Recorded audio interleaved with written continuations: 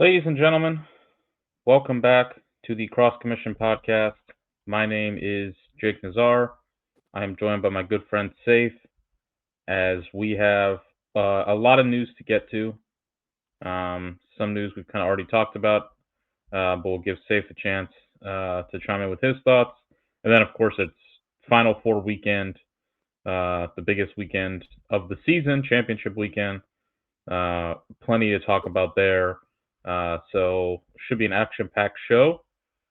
Hope everybody is doing well. Hope if you're making the trip down to Charlottesville, you can brave through the potential weather and the shock at the pump before you roll out.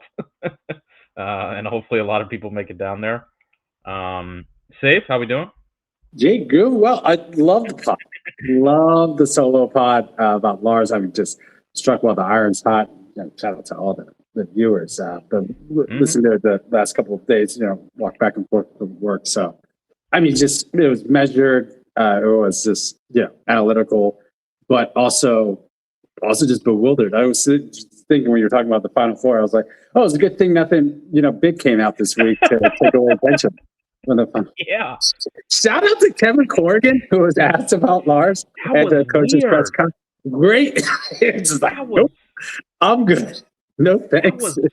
That was odd. That was really weird. What was it? I appreciate the question. I'm not going there. I'm definitely using that from now on. So actually, I like to dance sometimes, but I don't want to answer. This is how I'm gonna. Anytime someone brings up Maryland 2026, I appreciate the question, but I'm not going there. Thank you. I know we're in Thank you. I'm not going there. I'm not gonna address it. I appreciate. Thank you for your question. I appreciate it. I know what you're looking for, but I'm not going there. But yeah, I mean, the whole thing, we got maybe do a timeline. Maybe we save that for the summer, but shout out to Nestor for the tweet. Nailed it. Yeah. Stuck to his guns. Always good to get a big, story break like that. So, credit to him. But from there, I was wondering, I was just again, not to speculate, like what you said, this is all just discussion, open discussion, but not knowing. Yeah. But from the moment of that tweet, what was that? Last Monday? That was, I want to say, last Tuesday, I think. Monday or Tuesday. I think it might have been Tuesday, but it was early in the week. And then everything really went. I talked about this on the which, yes, thank you to everybody who tuned in and gave your thoughts. I'm glad it was well received. Bunch of comments and a lot of some really good insight provided by a lot of you guys in the comments. So I appreciate that. If you haven't checked it out yet, it's up on our YouTube channel. You can check it out. It's about 55 minutes. But I mentioned this in there. It was everything went quiet because Lars and his agent definitely put out we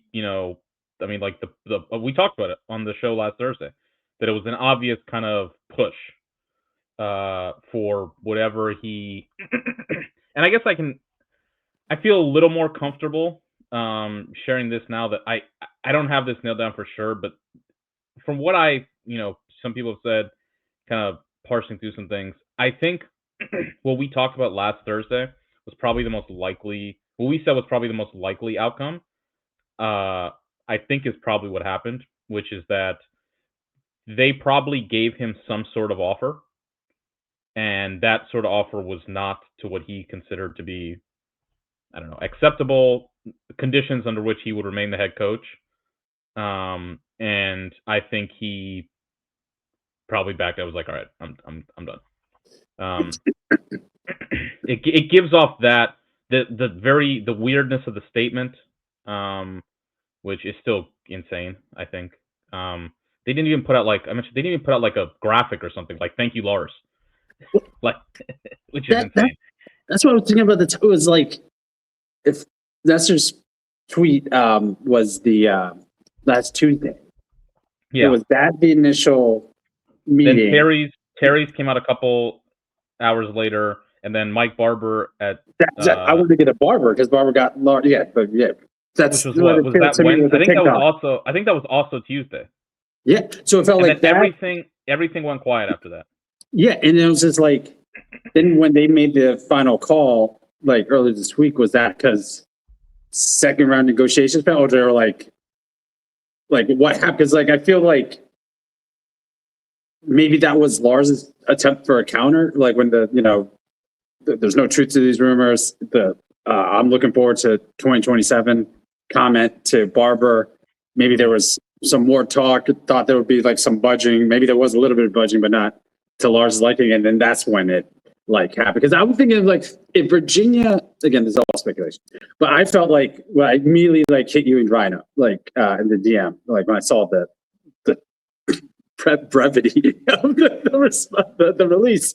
I was like, that felt to me like they maybe did kind of want him to stay, but maybe at their terms, and then let Lars walked away. Because I was like, if it was they didn't want Lars and they kind of told him, like it would be more magnanimous. You know what I'm saying? Because then it's like we made the decision instead of like we kind of offered and he kind of left us hanging and then he walked out, and then that's kind of resulted in. But you also know like UVA AD releases are somewhat odd, for the what we typically see for other, especially of that stature. That was just, but yeah, it was, to me, it was just like, I would love to, maybe shout out LT this summer, maybe try to get him on the pod. That'd be great. Be amazing. 4-hour pod straight, like easy. Incredible. But yeah, I don't know if we'll ever really know unless he speaks about the school will ever say anything. But yeah, but like now, I feel like kind of leaves Virginia in a lurch because like your point on the pod, like it's great because it's like here's a great idea of this. UVA's basketball coach, I mentioned this, Brian O'Connor. He won a national championship there, or not basketball, pardon me, baseball. Yeah, he won a national championship there. He took him to the College World Series a bunch of different times. He left last year for Mississippi State, so he left for another job. UVA baseball put out a statement, like just like one of these, like usually, like thank you for everything, like graphic, everything like that. Lars didn't leave for another job. It's not like he dipped out. It was like, it's not like some job, came open. It's not like he listen, talk about like big news. What if SMU just announced it this weekend? Lars in tow. Like, that'd be great. It's not like Lars was like, you know what, I'm going to SMU. He's clearing, that iconic picture of him with the chainsaw, just like tearing down trees with the team. But he's like Bush, like clearing brush, and got the hat, like just like on a tractor already with like the president. Like, just I would love to see it. By like an oil rig, just like hanging out with landmans. It's down in Midland. Imagine Lars on Landman. Oh God. Sheridan would just like be able to just all the monologues alone would just be I must see TV. Like, Lars, God, I would pay for a Lars Billy Bob conversation just about anything. Like set in Louisiana or something, just something a little different. Just so Sheridan has a lot of universities. Yeah, just give Lars his own little, but yeah, that would be a whole thing. Gave me vibes of like any given Sunday when Pacino just at the end is like, oh, excited for the new team that I just signed with. Like he just pops up in Texas or with Jerry Jones or something like it's on the Dallas Cowboys jet. Just like a picture sends out on a tweet or something. But no, that would be the best move, and maybe that's why he was more because like. There are talk. I mean, the SMU news and then the news did seem now maybe in hindsight, maybe looking too much into it, but odd timing. You can't help but notice. And there's also some reports that I would use, but definitely some posts I've seen about like maybe even Dayton or something like that. But even just programs right now, like there's programs now. Like I haven't heard Breck get signed. I'm not saying. But I would love Lars in New Jersey. I just want you to know, if Princeton wins the championship and Lars comes to Rutgers, I'm going to be in heaven in 2027. It's rejuvenated. You can get Lars on the pod every week. He can have his own. Brian will come down. We'll get those fat sandwiches at Rutgers. Like, oh. But yeah, New Jersey being the center of lacrosse universe would be amazing. But But yeah, there's that, and just like, or you just, I could see Lars just take a year off and just be the studio guy. I would love to see him man, like Lars on on like TV.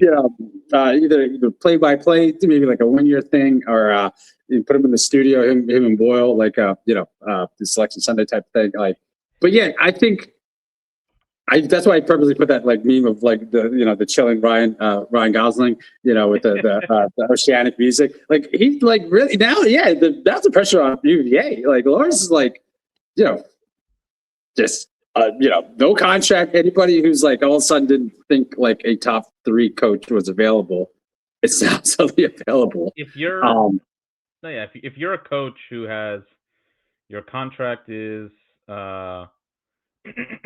contract is up or could be up soon, and you're at one of these,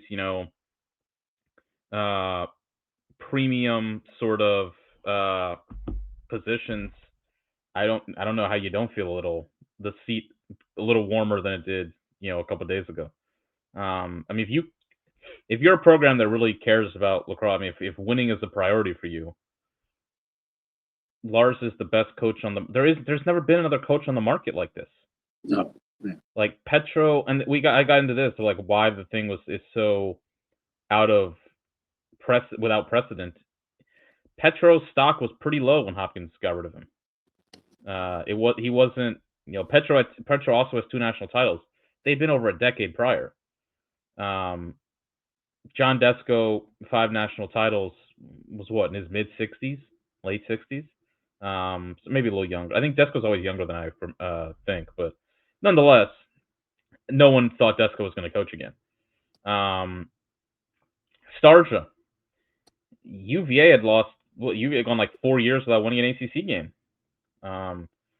Not to mention all the off the field issues that they had there.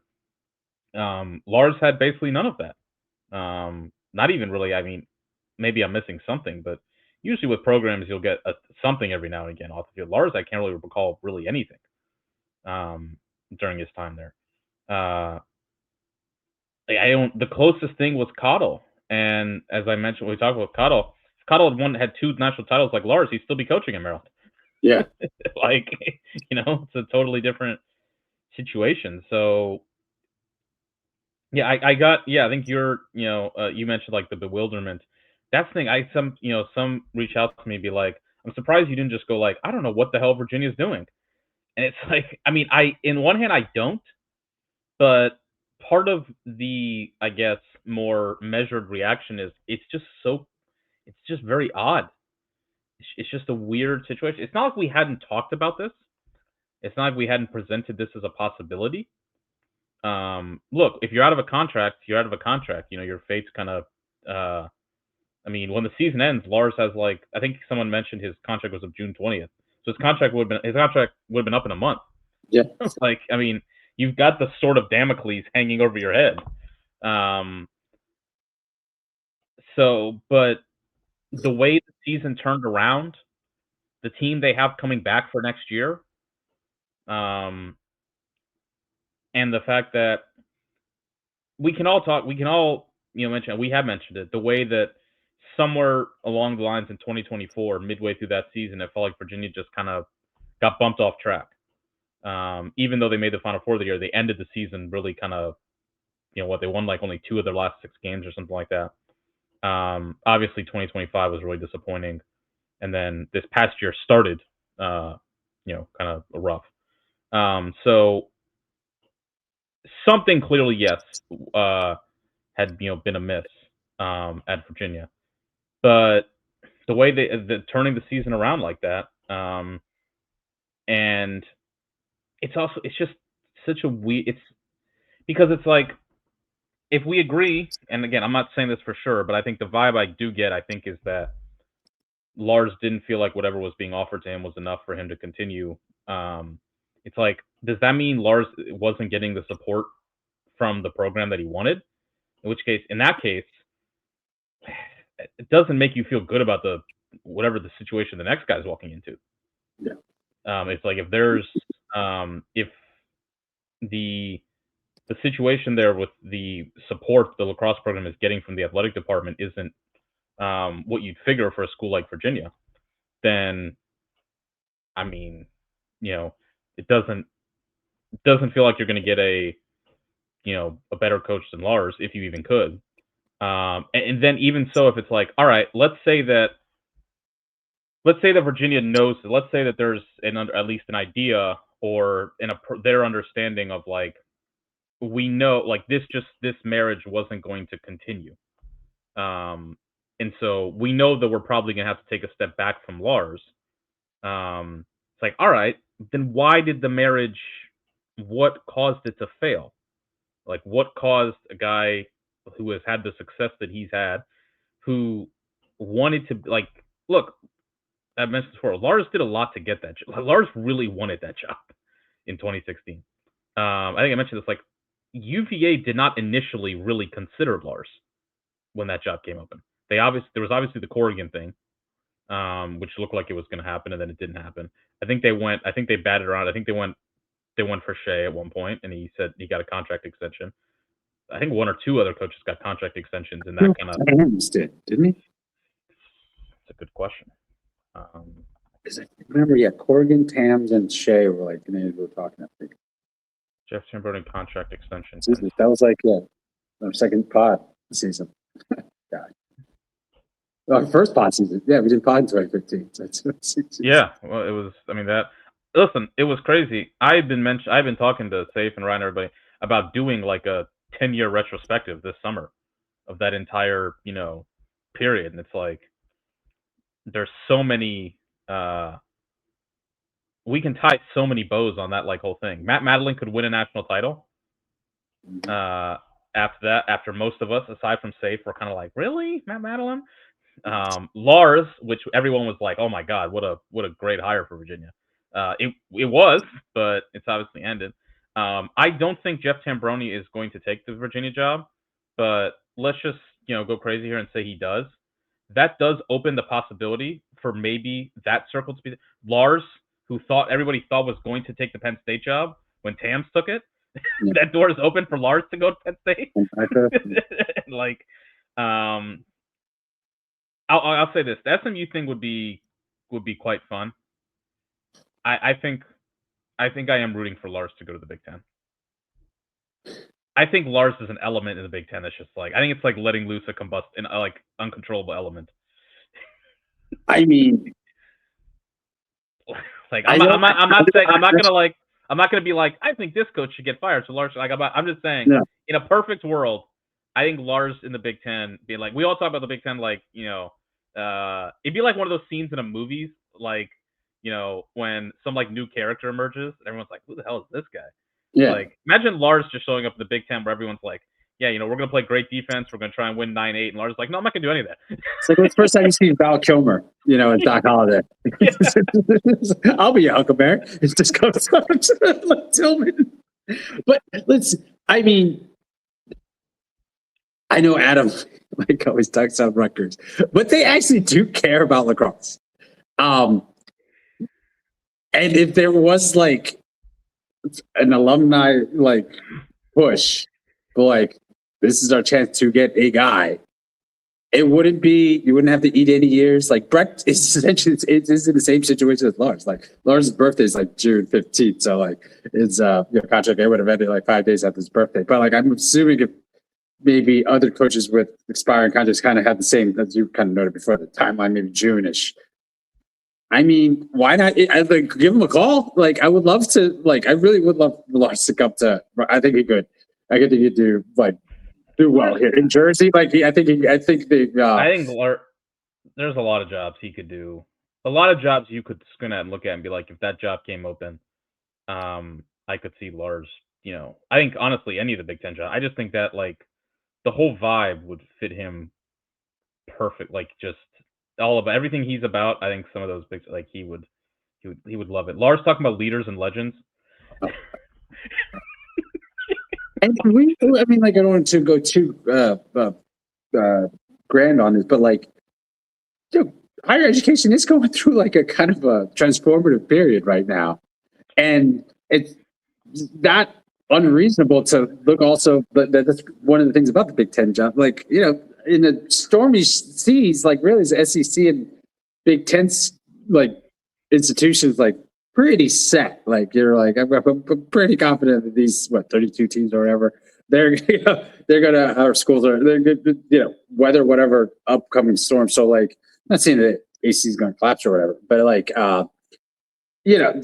when you just talk about Virginia, like maybe not supporting the program as much as they haven't, but like just things are changing. Like people see all these schools like firing SIDs, like rearranging things, like it's a big transformation. So like, yeah, I'm with you. I think him at a Big Ten school, I'm sure he would do fine at North Carolina. It's not, or Duke. The other ACC, especially like if they're supporting the programs like that. We've been reading about. But yeah, the Big Ten schools, like just a whole kind of inward looking a little bit, like it's just upon itself sometimes with the Big Ten. Like exactly the leaders and legends, like naming the conference.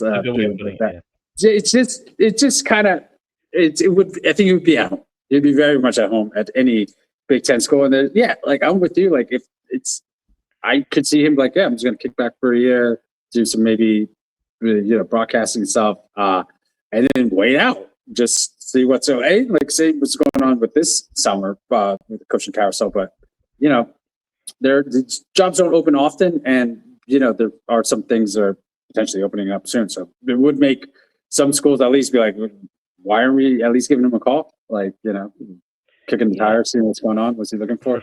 For sure. I mean, that's what makes lacrosse is at a really interesting inflection point, because some of the people are mentioning this in our comments of like, this is still lacrosse, like, supporter by program, whatever. It's like, this isn't something that's like reported on a ton, but like this is the case where like the financial, shell game sort of that's being like set up is significantly different to what we have seen before. NIL exists in college lacrosse. Rev share exists in college lacrosse. I'm not saying it exists in there's some like there are some guys who have this guy got $1.5 million to come to this school. Like, I mean, no one got $1.5 million, but like there is some, like, I think Joey Spallina has like a pretty decent, some sort of NIL type deal. He's Joey Spallina. He's the biggest name in the sport. But most of how this exists is teams being able to fully fund scholarships to give more guys a full ride to come and play lacrosse. Everybody knows, what is it? It's 12.6 was like the scholarship limit. The roster limit now with RevShare is 48. These schools have blown past, like these top end schools have blown past this. So yeah, Notre Dame is around 30. Johns Hopkins is at least in the like Johns Hopkins is a D3 school that has one D1 program that opted into revenue sharing.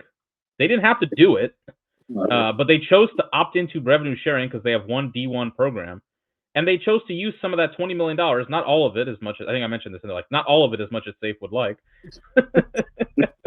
But I'm fine with 19.5. I'm not irrational about it. Sorry. They opted in to use some of that money to give to lacrosse players, to give to men's in particular, and women's as well. I mean, look at the recent success of the Hopkins women program. That's having like unprecedented success for that program. So they're a good example. Duke is a very good example. They're kind of similar to where Notre Dame is at. North Carolina's recruiting better than ever. And then it's like, and then look, there's a catch-up game. Maryland, I know, is trying to catch up, to this kind of race here. So like it's much different than it was before. We've talked about this. So there is support for lacrosse at these universities, and you talked about it a bunch. Always, even in a very, very unsettled kind of landscape for universities and higher education, lacrosse has a unique role among sports due to the net tuition revenue it can drive. Just because of you have parents who are obviously from generally a more, maybe the most, I'm not gonna say maybe the most kind of wealthy socioeconomic status in any sport. Certainly it's in the top, 2 or 3 of them. So while yes, not at every school is lacrosse going to be doing great. It's doing better than other sports because of kind of the place that it's in. And then at some schools, it's really doing well because obviously parents can, as you mentioned this all the time, can pay a lot of money to these schools and are willing to pay a lot of money to these schools to get their kid in. Also, if their kid gets in, some of these parents are very, very wealthy, like like we're talking out of the stratosphere, and then give money to the program. I mean, So like you have it places like Duke and Notre Dame where they have they're both in the Final Four this weekend. They get big money. Dino gets written big checks. um, so and it just feeds stuff, and then they can fund it. Why is the Ivy League, which has always been successful in lacrosse, but really has kind of emerged in the past 5 or 6 years in a different place compared to where it was 10 years ago, where the Ivy League was in a weird sort of spot 10 years ago. Well, part of it is that if increasingly top end recruiting is about what you can, the kind of financial package you can provide, the Ivy League can provide a financial package as kind of good as anybody. It's not in the same form of here's 30 scholarships, but it's like we all know it, if you're under a certain tax bracket, you get into the Ivy League practically for free. yeah, exactly. So that's a huge reason for why the Ivy League is, along with it's not the only reason. There's good coaches are staying in the league now, but this all works together. Why are coaches staying in the league? Well, it's a better job now. Again, I mentioned this on the pod on Monday. It's like, go look at the teams who are consistently year over year having the biggest recruiting classes. It's Duke, it's Notre Dame, it's North Carolina, and then it's Princeton, who's the one that's like right up there against them. And you take a step down, and you have Maryland, you have Syracuse, and you have Hopkins, and you have Penn State, and yada yada, Virginia. But the one outside school out of those 3 ACC is Princeton. So that's what makes this kind of odd, is that it seemingly doesn't appear to be for performance reasons why Lars is let go. And yet, and like tied within that, it might be because Virginia is not supporting the lacrosse program in the same way that it was. Which means, all right, maybe you didn't fire Lars for performance reasons, but that doesn't leave me feeling any better about the situation for the next guy. And then it's like, all right, how did this kind of go off course with Lars? And it's like if you look out there's a lot of smoke about different things with like the locker room and relationships with players and things like that. And I always this has been heard for a while. Like this, it's out there with Lars. And I always just had I always kind of felt like I could buy it. I can see that Lars could be difficult to play for. But I never quite bought fully the idea that Lars was like, look, there's in all college sports, there are some coaches who are just like, that's just, they're, like just the old school kind of, like my way or the highway, kind of like domineering. I'm like, I never got the vibe that Lars was like that, or that all of Lars is like. A lot of guys in Virginia, or some major names of Virginia, did enter the transfer portal, but they also all came back. Guys like Cormier and Dixon and things like that. And then you see some of the tweets from players very much in praise of Lars. Mm-hmm. And so it's like maybe something went off course with this current group, and Lars kind of, he didn't vibe as well. That happens. But it's like, man, if that's the case, it feels crazy to have that be a decision when this ain't pro sports, Guys are out the door in 2-3 years. So all of it just, none of the, in some ways, I almost feel like if it was for performance, I maybe would feel better. Because, like, I mean, that'd be insane. So, like, I think that would definitely be crazy. That'd be nuts to be like, all right, Lars, it's been 2 years since you made the Final Four. You're out of here. But maybe at least in that sense, they'd be coming at it from the perspective of, we're going to push money in, and we want a new guy, and we want to be in the Final Four in a year. We really want it to be in the Final Four here in Charlottesville. We're getting right back. Like, we see where Notre Dame's going, and we all that, and it's like we want to like new coach coming in here, we're going to support him, we're going to get back. At least like I would find that to be kind of insane, but at least I kind of could see the logic. Here, it's like I don't really see what none of the logic to me really makes me feel good about the future, the next 5 years of Virginia. Well, we always say like it kind of it doesn't. It makes me feel at least at. No, please. It makes me feel very unsettled, is what I'd say. Oh yeah. Yeah, so that's it. Just you go ahead. No, it's just I'm going to go to games. Obviously, to hop on this tour, but like we always talk about, like you're only as viable as like your weakest moment. Like that kind of like Petro got out because there's almost a decade, not a decade, but it was like 6 years from the last Final Four. Bad season, the COVID, like it's not expiring, but they have 1 year left, and they're just like, we'll just make the move. I could see, even though it was cold, I could see at your scenario, like if they had 2025 in 2026, the bad start continued on, didn't make the ACC tournament, then it was 2 straight years of really poor performances, not making the tournament, and then it's like expiring contract. We want to go in that direction, almost like a strict adherence to the Debbie Yao principle, where she went to, and I was like, yeah, we actually think we can do better, and thanks for all you contributed. But yeah, the way that they bounced back, I mean, maybe we overhyped it a little bit.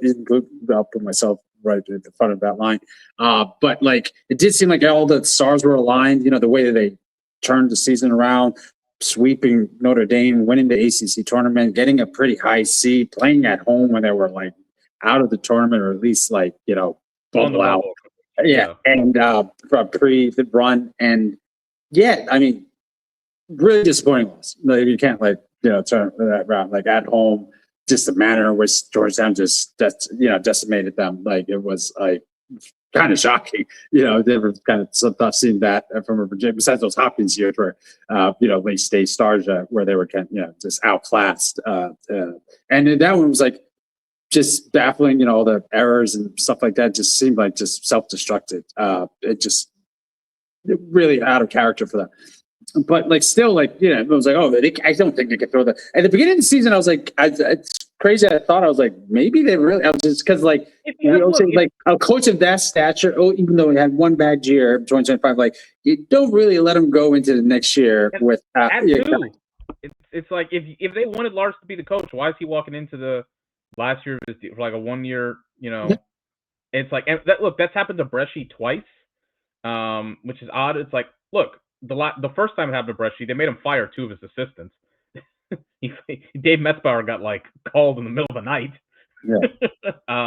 So it's like that's worth it's worth noting. Both of which have since made a Final Four, by the way. Kevin Unterstein was one of them, who's now the defensive coordinator at Duke, and in the Final Four, and Metzbauer did the very next year. So it's just kind of interesting twist there. And then this year with Bresci, I don't know, maybe like, I mean, I think we both thought it felt a little premature, but again, UNC's athletic department is kind of, got a million and one things going on. So maybe they were just like, all right, fine. Like let's just get this minor thing off our plate. But Belichick, it was Belichick's last call before he left. But it's like, that's the thing is, I think to your point, it's like, if they wanted Lars to be the coach, Lars be the coach. That's the say if you really, Lars maybe walked away, but if you really wanted him to be the head coach, he'd be the head coach. It's like those really bad like Instagram posts from like influencers, like if he really wanted to, he would. They would. It's kind of how I felt like for Virginia. If they really wanted it, like it's either one of the. It's like maybe the pay was a bit of a bump, but like if what we've read and heard, like money's been kind of turned away from the program, then like the overall like stature or like how well it could compete with the other ACC teams, like it would be at a significant like disadvantage. I can see him walking away, but yeah, maybe it was all of it. They're just like, this is run it back what we just gave you or something, and we're not going to give the program as much money. And he's just like, no, I'm good. But yeah, like I think now it does kind of leave them scrambling because now it's what you more of like what I thought was most poignant was like I promise you, folks, we're going to move on. This you should just listen to Jake's pod. Jake's pod is great. But it's just like the next guy coming in. Like the next guy coming in, like not only do you have these standard that Lars did meet. I know they didn't do what they wanted to do this year, and I know they didn't make the tournament last year, but he was, Pacino to Tillman's De Niro for 5 years and had the better of Tillman. Yeah. And it was just like it was almost like a super villain to Maryland fans. Like they just love beating Virginia. It's just because of all the bad losses they had to go through. And like Lars was like, just like running things for a little while. So like he was the top of the game, if not the best coach, like top 3. Still probably if you just ask any random lacrosse fan, even now, it'd just be like, name your top 5 coaches. Like Lars is going to be in there somewhere. We had him in our top 5 last summer. We ranked him last summer. So it's just like, so you already got the senator that this guy just left, who already met the senator of the school at once. Maybe not getting the support that we're getting in previous, but yeah, the cupboard is full, and they got absolute killers on offense in the Mellons and stuff like that. But again, just the vibe of it, and just like, what does Virginia do? Like, I think like they don't want to just get played by other coaches to get bumps at their present place, so they're not going to be desperate about it. But do they want to bump up Cassis, or like do they want to bring somebody back home? Like apparently they want to, like in the IL article about this, it mentioned that they want to move quickly. There's some unconfirmed. There's some rumors out there unconfirmed that they might be starting to interview candidates soon. And it's like, does that mean you're not interviewing anybody involved in the Final Four? Which would track. I mean, the only one would be Madeline. But like he'd be high on the list. But it's also like we talked about you made the great, there's going to be coaches who are going to be on the phone to Patrick Stevens or Terry Foy and be like, Terry, I mean, can you believe what they're doing? And then their agents are there and like, yeah, I'll interview at Virginia next week. This is a disgrace, Terry. This is good. Hold on, I got another call. My mom's calling. Like, yeah. 2:30? Yeah, I'll be there. Back to Terry. Yeah, Terry, I can't believe it. I can't believe it. Like, there's going to be coaches to do that. But part of, like, the logic around that is, like, man, if you put me in Virginia with those resources, like, it's like, yes, the expectations are high. And, yes, getting rid of a coach who did what Lars is crazy. They'd be like, yeah, if you're going to give me that, I can do what Lars did. I can do better. Again, it's like, if you did it for performance reasons and you came in with the mindset of we're going to set the next guy up to succeed, and here you go. I think they probably could pull somebody, because that's just how coaches, are wired. If it's like we're letting go of Lars, not exactly clear as to why. There's all this kind of scuttlebutt around it, and also maybe we're not supporting the program as much. Who wants to walk into that as much? Like, who wants to? If you're Matt Madeline, do you really want to walk into that? If you're Jeff Tambroni, we talk about this is the new age of college athletics. It's like Jeff Tambroni's made 3 Final Fours at Penn State in the last however many years. Penn State does have a lot of competition in other sports there, but it appears that they're giving him support. Like, is Virginia inherently a better job than Penn State if they're not going to support the program at the same level they were? Yeah. I mean, I don't know. If you're Dan Chamati, like maybe that's the one where it's still Virginia. Maybe they can give you more money. This is the other thing. Like Lars' salary, he made around $200,000. I'm not saying it's bad, but it's like Sean Nadler makes more money than that. At least in like base. And look, every coach gets more in like camp money and all that stuff. But like just in base compensation, I know Lars. Like, look, again, like yeah, Lars made a bunch of money, off of camps and things like that. It's not like he wasn't struggling, but just in like his base compensations, like Chamati's maybe one. It's like again, I don't. That's the thing where it leaves me feeling like I don't know if they're going to be able to get the same type of. And again, the last time they did this, the search did go on for a bit, and they did strike out, and eventually they came at Lars, who Lars really wanted the job, and he got it. We'll see. I mean, look, they do seem to have, they do a good job of hiring in Virginia. The basketball coach, Ryan Odom, that was a big, really good move. So they can probably, Carla Williams AD, they're definitely, some like mixed, I guess, words around like how she kind of handles some of these things. But the coaches she hires have had a lot of success. So maybe they'll be able to pull it off. I don't know. But it does leave you, definitely uneasy. Is how I would put it. We'll see. We'll have more for you whenever we get it. After the Final Four, of course, which we'll transition into now. Princeton, Duke, 12 Eastern. Syracuse and Notre Dame comes up after that. We talked about it as like the Taylor Swift Eras Tour Final Four setup. You've got Princeton was the team of the 90s. Princeton won what? 5 titles in the 90s? Yeah, 5. Yeah. Syracuse won 5 titles in the 2000s. Duke won 3 titles in the 2010s.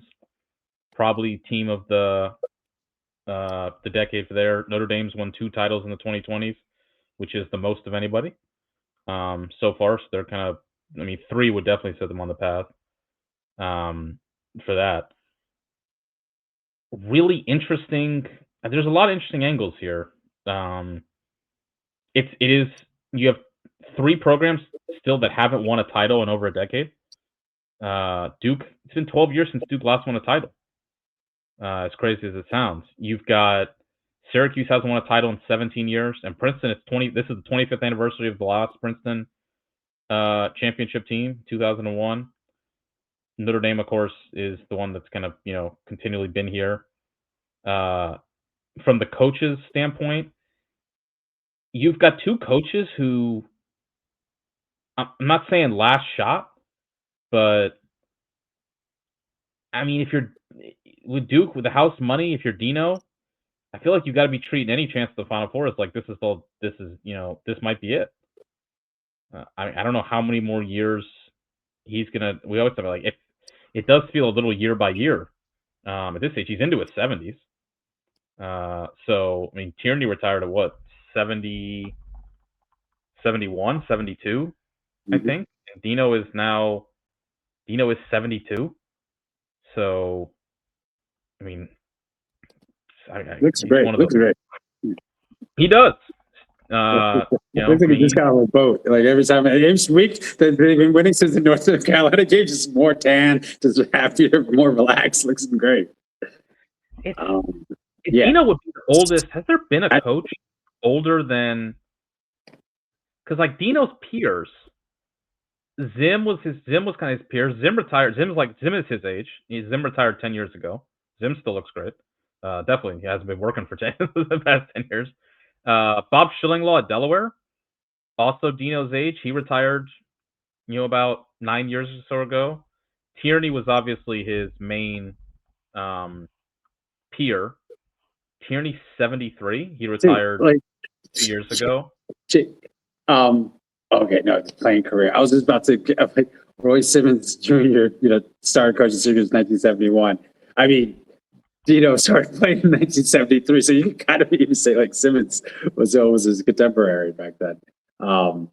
Simmons retired at 63. 98. A lot of these guys retired in the early 60s. Dino is probably one of the oldest coaches we've had, maybe definitely the more recent history of college. In general, coaches go on for a while. Like, can go on for a while, but 70s is usually the Nick Saban. How was Nick Saban when he retired? Like, I think Nick Saban is 74. So Nick Saban retired was 72 years old. We're in the zone where that's getting kind of.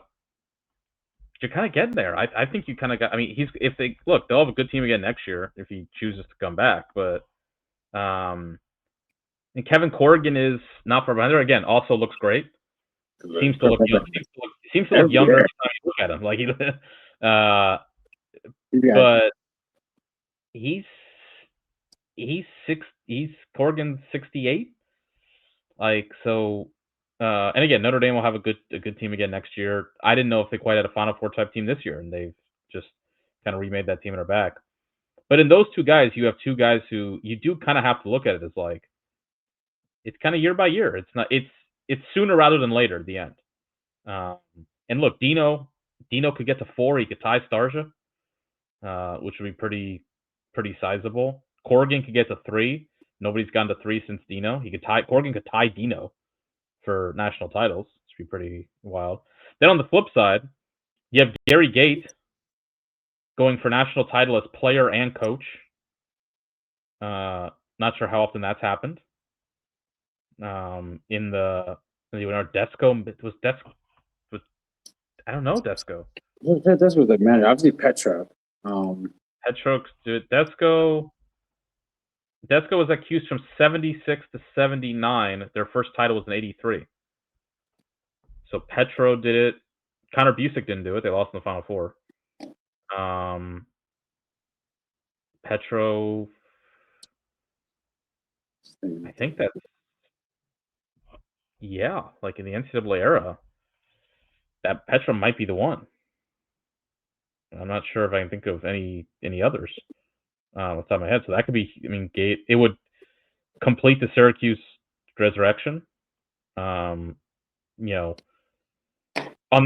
you have Matt Madeline, who could really cement himself in the game's upper echelon with a title, make it back-to-back championships for the Ivy League, which would be pretty, a real back-to-back titles for the Ivy League after those Pat Cap comments a couple years ago on the McAfee show. That'd be a spear in the ground. That Kendrick line, forget the big three, it's just big me. That's what the Ivy's saying to Big Ten and the ACC if they win it this year. That'd be pretty wild. So yeah, a lot at stake, obviously, as always. Some great stories possible. Princeton going for the title. Duke, this crazy Bobby Duke Scott. run. I was thinking of like how to be a Hopkins guy there, but I was at NCAA where he won as a player, but yeah, he was one of the many Hopkins championships we just claimed. Yeah, there's a lot of storylines. Safe, what is your big question or kind of thing you're looking for? It could be about either game, could be about the weekend at large, one of the teams. What's your big kind of question? Oh, it is Duke. Because or the one because at Princeton, I feel like it's just been a conversation that we've had a season into preseason years now. Like, been kind of high on Princeton. You were noted like this all of us, I think, right? Also had them in the Final Four. So we've thought about Princeton. Same thing with Q's that were in last year's Final Four. So it kind of just feels like a year-long conversation since this time last year about Q's and everything that they're gonna Notre Dame feels like just like a multi-year conversation, just an amazing success. Corrigan, just but I think you asked if there's any coach besides music, I would say I was like Corrigan right now or Tillman. So obviously, but Duke, like the up and down nature of like 4 years ago, 2022, not making the tournament, then making the semifinal, the final game, sorry, 2023, Final Four, right? It was 2024, and then losing, not even getting into the Final Four in 2025. Is that the I hope I have that. Timeline right. Missed in 22. The whole O'Neal era, the big loss of the 21 team that never quite came together with all those expectations. Got blown out by Maryland, missed the tournament 22, lose to Notre Dame the championship in 23. Game wasn't really close, they didn't play great. They had to count against it for sure in Philadelphia. Of course, and then like the foot on the crease, 11 goal in the semifinals. The quarterfinal loss to Maryland, which I'll never get over. It doesn't make any sense. In the first rounder last year, timing out. It is wild. The Duke thing felt like, I remember last year, or like maybe at the beginning towards this year, I was like, I had Duke as like one of my more interesting teams. Vindicated, I guess, on that, because I'm like, I think every Duke year with Dino at this point is interesting. Like, the clock is running out. They've just had this, like, this was supposed to be like a 10,000 year epoch, like with O'Neal. It was going to be multiple titles. It was going to and they got nothing. Yeah. And now it's like, we're living in the, usually it's like, that's where usually the story ends, like if it was a movie, Like it would be O'Neal and those guys walking off the field in Hofstra. He'd be like, epilogue. After that, Danowski coached for yada yada more years, and but like it was like we're living in it. Like we get to see it, how it shakes out. I'm like, I found it interesting, and like I kind of got some heat for it. People are like, how's it interesting at all? I'm like, well, this year was pretty interesting. Their schedule, we've litigated enough. Nobody really knows what happened.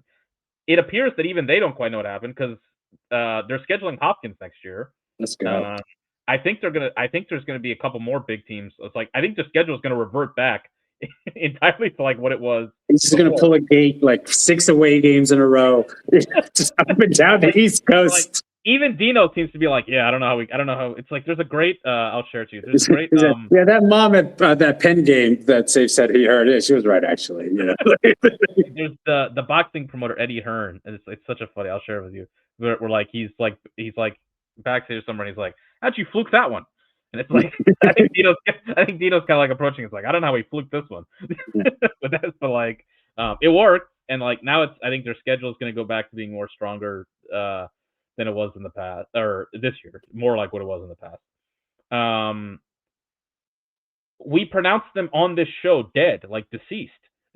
The first team we probably ever pronounced dead on the show, and then they resurrected, and now they're in the Final Four, and. Like Lazarus. It's like honestly, like every year now with Dino, there's like always smoke of like I think this could be it. I mean, if they win the title, like that's got like what's left. I mean, if they win the title like this. That's the thing. What is possibly like? What else is left? It is like getting a call from the governor. We're just about to strike midnight, you're in the chair. Like, and just the rejuvenation, like that North Carolina game, they just seem to just shoot like a rock. Like, yeah, the Richmond game was tough. Shout out to Richmond for being, tough teams awake. But the dismantling of Georgetown, and like, that was again, Georgetown had the bugaboo about the quarterfinal round, but just like, they just seem to be on such a heater, and I think it's a culmination. Like them getting in tournament, there were so many things that did happen. Like BU, I think Mark said this. Shout out to our boy Mark. BU not losing so early in the Patriot League may have like been the reason. Yeah, that's like or Yale like. Yale actually ended up winning, but like if Harvard not losing to Cornell, like one of those two, Harvard not losing one of their last 4 games. Harvard, literally, Maryland and Harvard. Maryland and Harvard. I'll talk both of them. Like both of them. It's like if Maryland doesn't, maybe Collison stick, or they don't hit the post, or Stovall missed a shot like against Princeton back earlier in the year. Like you go to any one of these close Maryland losses, like if they win that, they're in. Harvard loses out. Yeah.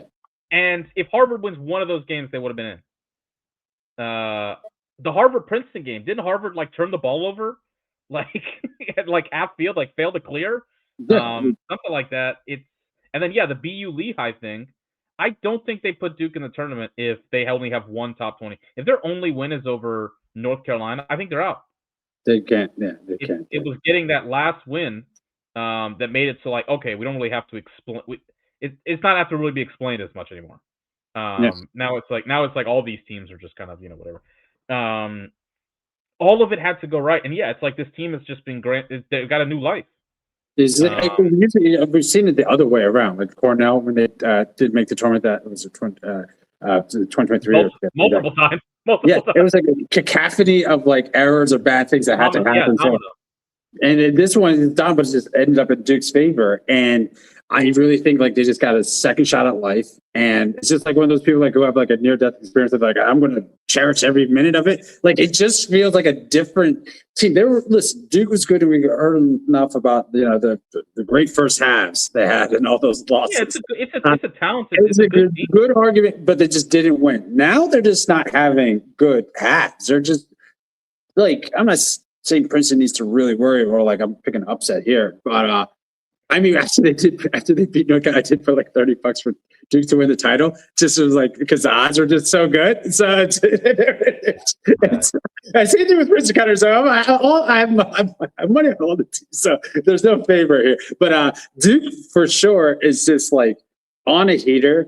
And it's just like kind of gives me the what we were feeling when I was Princeton in 2022, where like they're getting here early, a year no one expected. The confidence boost that's going to engender for the rest of and they're just getting more and more players like coming in, like making the cupboard full again, like Dino normally does. Like that's a only not critique, but like the only thing I would push back a little bit where we were like, if Dino wins it, like why not? And like Dino may think like I could maybe go on my own little Corrigan run. Sure. Yeah. And then if you get 5, it's a whole different conversation. Yeah, obviously, I'd tell you, I'm not getting ahead of myself. Get 4, but if they do win it this year, I think they're like, I'm sticking with it for like this class at least, and the one coming up, maybe to like 2030. It all depends. It all depends on where 2030. He'd be 77. Or 70. It all depends on I guess what Wright Thompson did a piece on Steve Kerr for ESPN a couple of weeks ago. It was really great. And it was like Steve Kerr was like convinced he wasn't going to go back to the Warriors. He's like, this is it. I'm done. And then like in the days after their season ended, like even his wife was like what are you gonna do? Like you're not gonna be happy. Like even he was like, yeah, we're not really. There was like this acceptance of like, I know this isn't gonna end the way I want it to, but I don't really know what else. I don't like doing it. Like nothing else makes me happier than coaching basketball. It's like I'm a competitor, and so I guess it's all like what's Dino's mindset. Like some of these dudes like this is what they do. Like they're gonna compete. Like they're just gonna do it until they literally can't. Or Dino's always been he's usually a different wavelength personality wise. I think he's always kind of been impressive for how he doesn't seem to fit into that kind of relentless competitor as much. His Duke team, not that he is for sure. I'm not saying he is, but like he had a different personality, a different vibe, sort of. He always, he made note a lot that like he started as a teacher. So he's a different cat. And maybe he's more of just like, man, this is pretty great. Like all right. And I think he gets to enjoy this one. Like he obviously enjoyed the title runs, when they were dominating. And even to an extent, like when they had those, epic losses to Hopkins and championship games and Final Fours, post scandal era, like it was so like rewarding. I'm sure to like be there for help his son and like kind of rejuvenate this team. The losses stung, but then they did won like 3 in like 5 years, so like kind of loses a little bit of the sting. But like I think the pressure from the ultimate team, you remember Sauer's team, like just that season alone, like just the expectations of like not just you should win, you should be blowing teams out. The O'Neal tenure, like the expectations and not meeting them, the Final Four and championship game losses, like we're like, yeah, objectively speaking, this is a great year for 99% of teams, but like given Duke's success, they probably look at it as a but like this one, I think it's just like counted out, dismissed, derided. Again, raise my hand, like right here.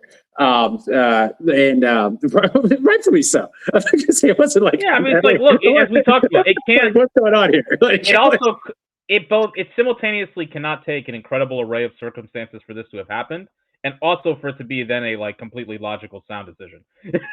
Like if it took so many crazy things for it to happen, inherently there were some flaws to begin with.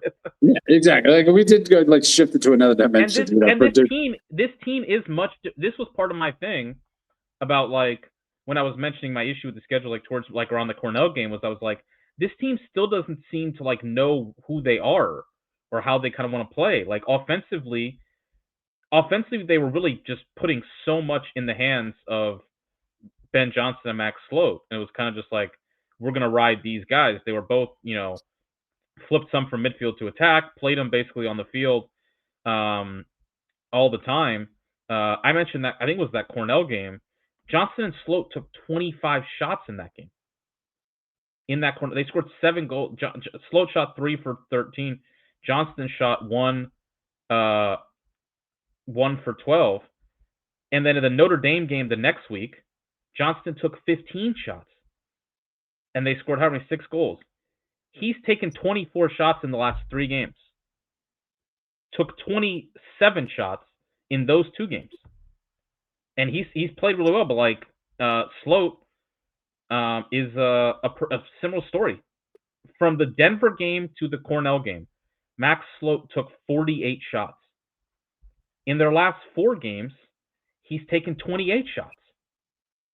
It was around that North Carolina game where they talked about, like, Clark's mentioned this a bunch. They started playing way more behind the goal.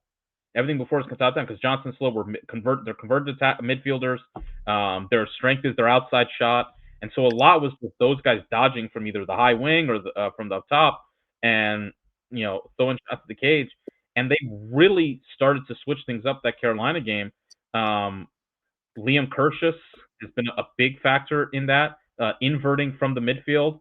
He had a huge game against Richmond. He's had 5 assists in the last 3 games. Kyle Colsey, also kind of at attack, has been a big piece of that, kind of giving the ball in him to stick more from X. He's had 7 goals in their last 3 games. So the offense has really changed quite a bit, and that kind of move. But the thing to me is what's, again, adds this more shocking, is it seemingly happened like overnight. They made that change just in the Carolina game, and it just, everything flipped. Usually you make that kind of thing, it's like, all right, it'll take us a couple games maybe for this to like work out. We got some guys in different spots. That's something you maybe work on in non-con. It's like, all right, by ACC play, like this thing will be, or maybe do it at the beginning of ACC play. By the tournament, this thing will be, will be in a good spot. Instead, they did it like as the season was basically over. It was like, all right, well, we're probably done. Let's just try this now. Sure, yeah. And then it worked, and they got in. They kept doing it, and it's completely changed their offense. Yeah, and their offense has been tremendous. The whole thing, the defensively too, the riding. Like I've never seen Duke ride as much as they have, and as successfully, as aggressively. Like it's just a whole different. Like not the regal's not the right word, but it was just like something else about those other Duke teams. Is like just dominant. They were like, better. They were better than you, and they knew it. Yeah. So it's like we don't need to do all this. Like you guys are going to ride because you want to make up an advantage somewhere, or you're going to do this because like it's like no, we're just going to roll the ball out and beat you. Yeah, you peasants. Well, like let us. Well, like try what you will. Yeah, that's why I feel like Duke's just so interesting. Like the other 3 teams in here, we've talked throughout the year because they're kind of the focus of Notre Dame was number 1 for like 9, like 6 weeks out of this year. Like Princeton, up and down was number 1. Finish out the season number 1 seed. We talked about Q's, just everything about this program, the gate era, again, just like a long conversation.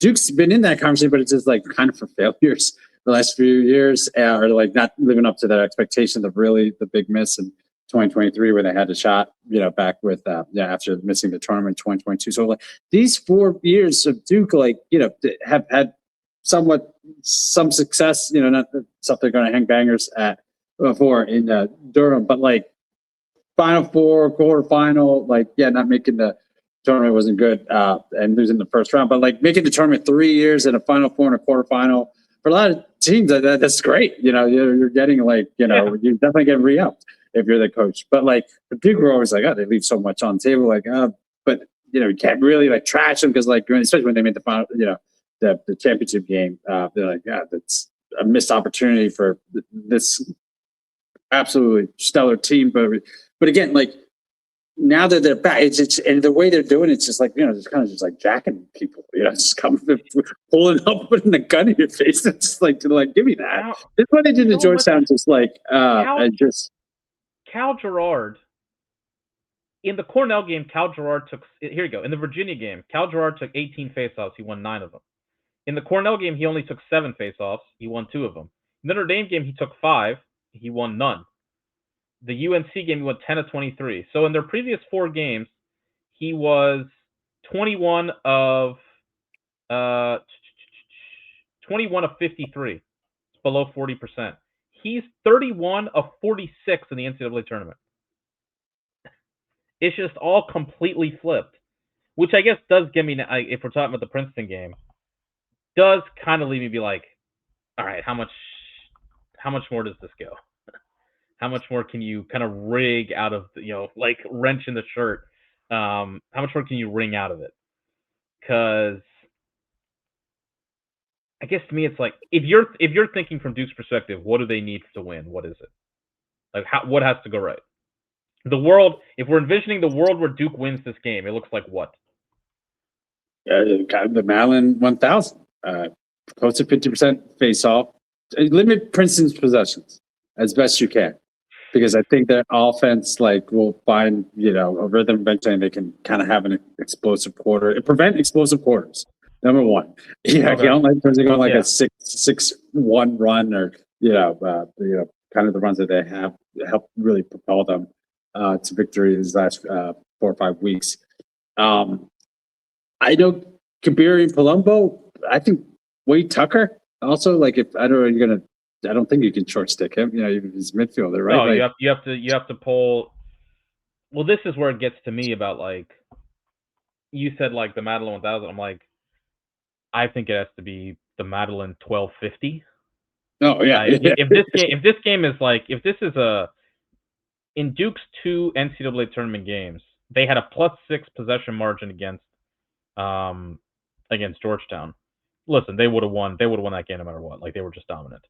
The Richmond game we talked about, they had a +7. So they were +7. So they're +13 combined, basically +7, +6 in possessions across those two tournament games. I think they need something like that again against Princeton. If this is a 50, if Princeton and Duke have the same number of possessions, this game is. It's the beauty about Princeton's offense is the way they share the ball and the total unselfishness that anybody can do it, because they're capable of finding the weak spot, no matter with how they can find any weak spot with how they move the ball and how they space it. You're probably going to put Charlie Johnson on Kabiri, I would figure. He's your best one-on-one cover. And the thing though is Princeton doesn't need Kabiri to play. I think you're right. So it's if I'm looking at who are the most dangerous guys on that offense, Kabiri's is the straw that stirs the drink, and he's the guy who's most comfortable having the ball in his stick. I think the big superpower for him though is how comfortable he is not playing without the ball and not needing the ball. And Kabiri I remember the Maryland game earlier this year. Kabiri basically just took Will Shaw to the corner and was like, all right, you guys do the rest. And they scored 13 goals. He had 1 assist and took 1 shot.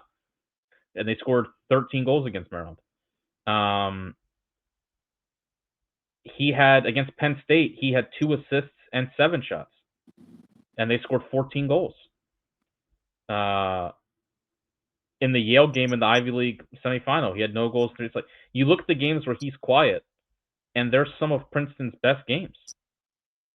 So I think that's probably who we're but you do need to pull. You got to pull Kabiri, you got to pull Palumbo, you got to pull Tucker Wade, and you got to pull Burns. So there's 4. Then they still got your shorties. This what Duke can do well is that you got Aiden McGuire, who was just named the Player of the Year by the USILA, so he can take. Okay, here's a question for you, Safe. Would you put Aiden McGuire on Tucker Wade? Would you try it? I mean, if you're going to go with someone, I guess the number one pick. Number 1 pick, Player of the Year. I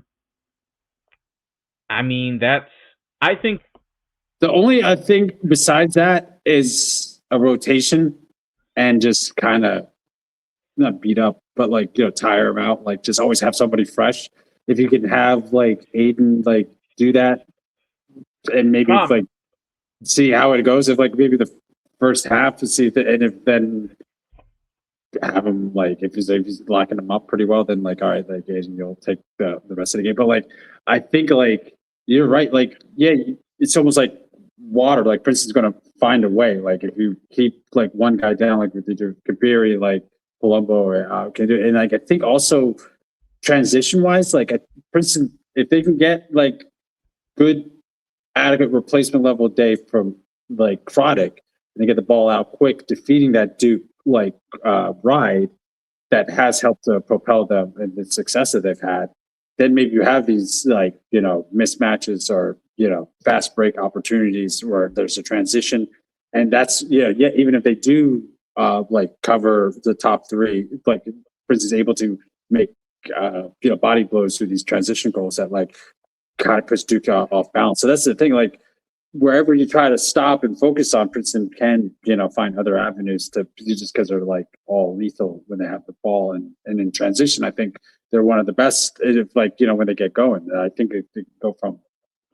having like I said, decent day from product, not giving up a couple easy goals, and then not to give and Duke doesn't have that life from being able to kind of hang with them in the first half.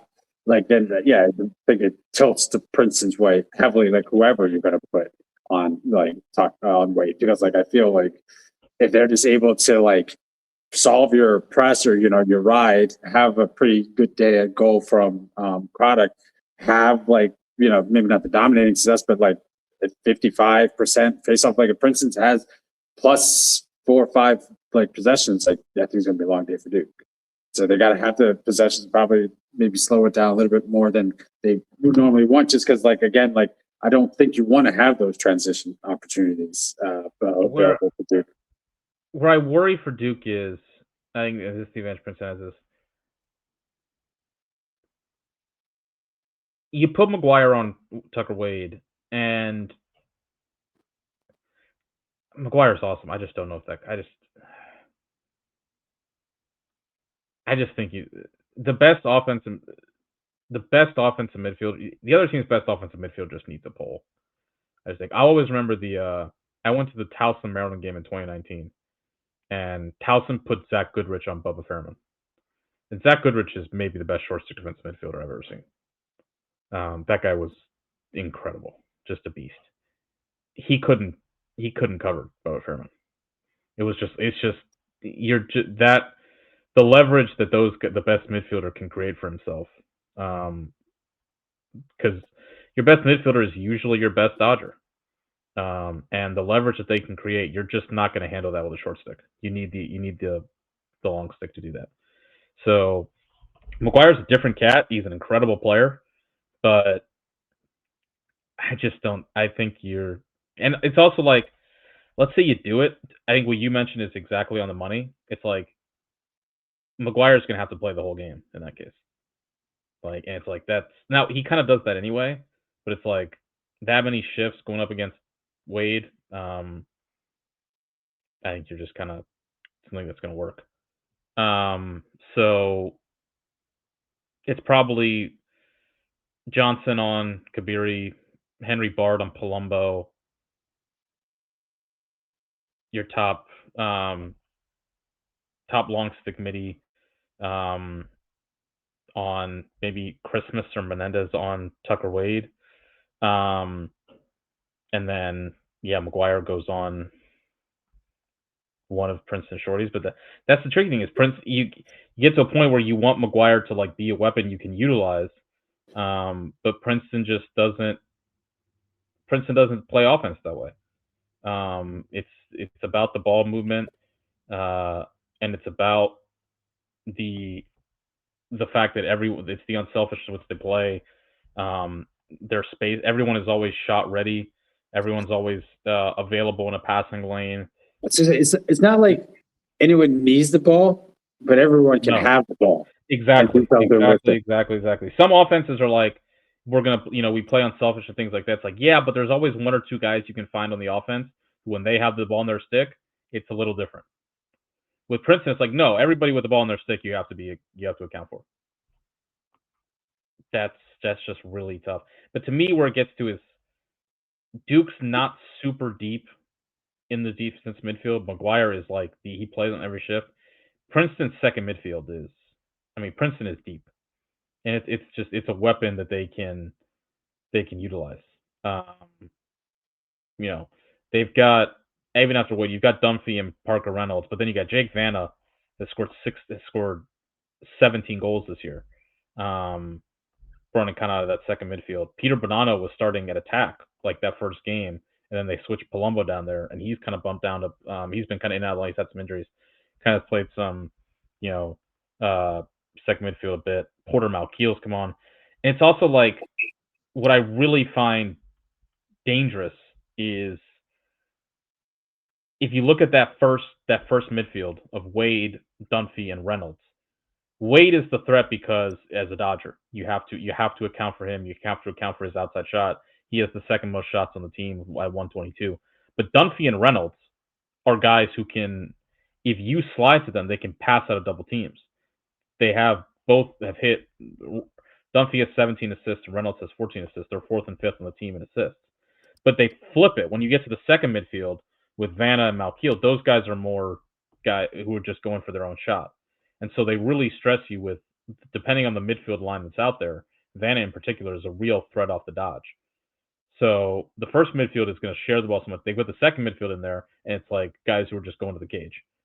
And that's really a stressor on you, is when you get a totally different look depending on which three guys are out there from the midfield. And I think that's what's the thing. I think Duke has to have the edge I think they have to have the edge in both specialty areas. I think we saw Penn State had the edge in goal, but Princeton had the edge at the faceoff dot with McMeekin. And in the end, even if Hawkins was probably, we talk about like whoever the weaker faceoff, duo could play. It's like Hawkins was the weaker. McMeekin was just better than Hawkins was in the end. He was more impactful, even though Hawkins was fantastic. It's like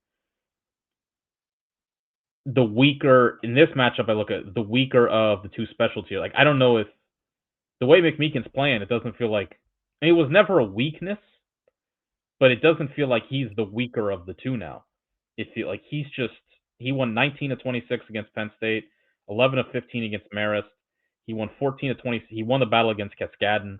He's just playing so hot that it doesn't feel like they have a really great goalie and just a good faceoff guy. It feels like they have a really great goalie, though Craddock definitely has to play better. It feels like they have just two really, the specialty areas are a complete unit. And I think Duke needs a possession advantage. And the thing is, Princeton doesn't turn the ball over. That's the thing that was the Penn State game. Was Penn State's Achilles heel was turnovers, and they just put the ball on the carpet and Princeton themselves definitely turned the ball over more than they're kind of accustomed to. Princeton is at like 20% turnover rate, which is insane. They were at 29% against Penn State. But in the fourth quarter, it was only at 25%. And so they cut down on it by the end of that fourth quarter. And they don't really fail clears. It's like the avenue for Duke feels like you got to establish a possession advantage. So you need to have success in the specialty areas. See if that ride they've had can kind of play more of a factor. Turnovers, capitalize on. It's like Princeton's not going to give you anything. They don't turn the ball over. It's probably going to be really hard to establish a significant possession advantage on them in the way that Duke has had against Richmond and then against Georgetown, where they were, as we talked about, +7 and +6. Princeton has the last game where Princeton had a -15 possession disparity against Brown earlier in the year, and they still won 20-14. They were -8 against Maryland and -6 against Penn State. That was way back at the beginning of the year. They were -4 against Yale, -3 against UNC. It's been a minute. Like if they're, they've been Princeton since losing since that Brown game where they were -15, +18 against Lehigh, even against Vermont, +4 against Penn, -2 against Harvard, +23 against Dartmouth, +4 against Yale, -2 against Cornell, their possession margin has really grown as the season has gone on. And so I don't know. I'm not saying it's not out there for Duke. It feels really hard for me to envision. The last two, the semifinal games that come to mind that when I went in, I was like, this is really lopsided, were Duke and Penn State in 2023, and then Notre Dame and Denver. And this gives me more the vibe of Notre Dame and Denver. Now, with how well Duke's offense is playing, maybe, because that's what Penn State they just kept on going against Duke, and they kept scoring and they kept scoring and they kept scoring. Of course, Duke also didn't give the ball to Brandon O'Neal in the second half, which kind of allowed them to sort of climb back into it. Maybe Duke's offense can do that, where they just keep on scoring and they just keep answering the bell each time, the way Penn State did against them in that 23 game. I feel like it's more the Notre Dame Denver game, where Denver was in that game in the first half, and they were kind of able to shrink the game, and they were able to string out long possessions, score some goals late in the shot clock. But then once Notre Dame got like an explosive run, I feel like that's kind of what's going to happen here. I think Duke can kind of stay with it. I think they can probably play at a more deliberate pace and kind of maybe hit on some key, swing plays. Once Princeton goes on a 3 or 4 goal run, I'm not sure there's the answer there in the same way. And so that's kind of the vibe I get here. I think early third quarter, mid third, I could see Princeton going on like a 3 or 4 goal run, and just that's kind of it.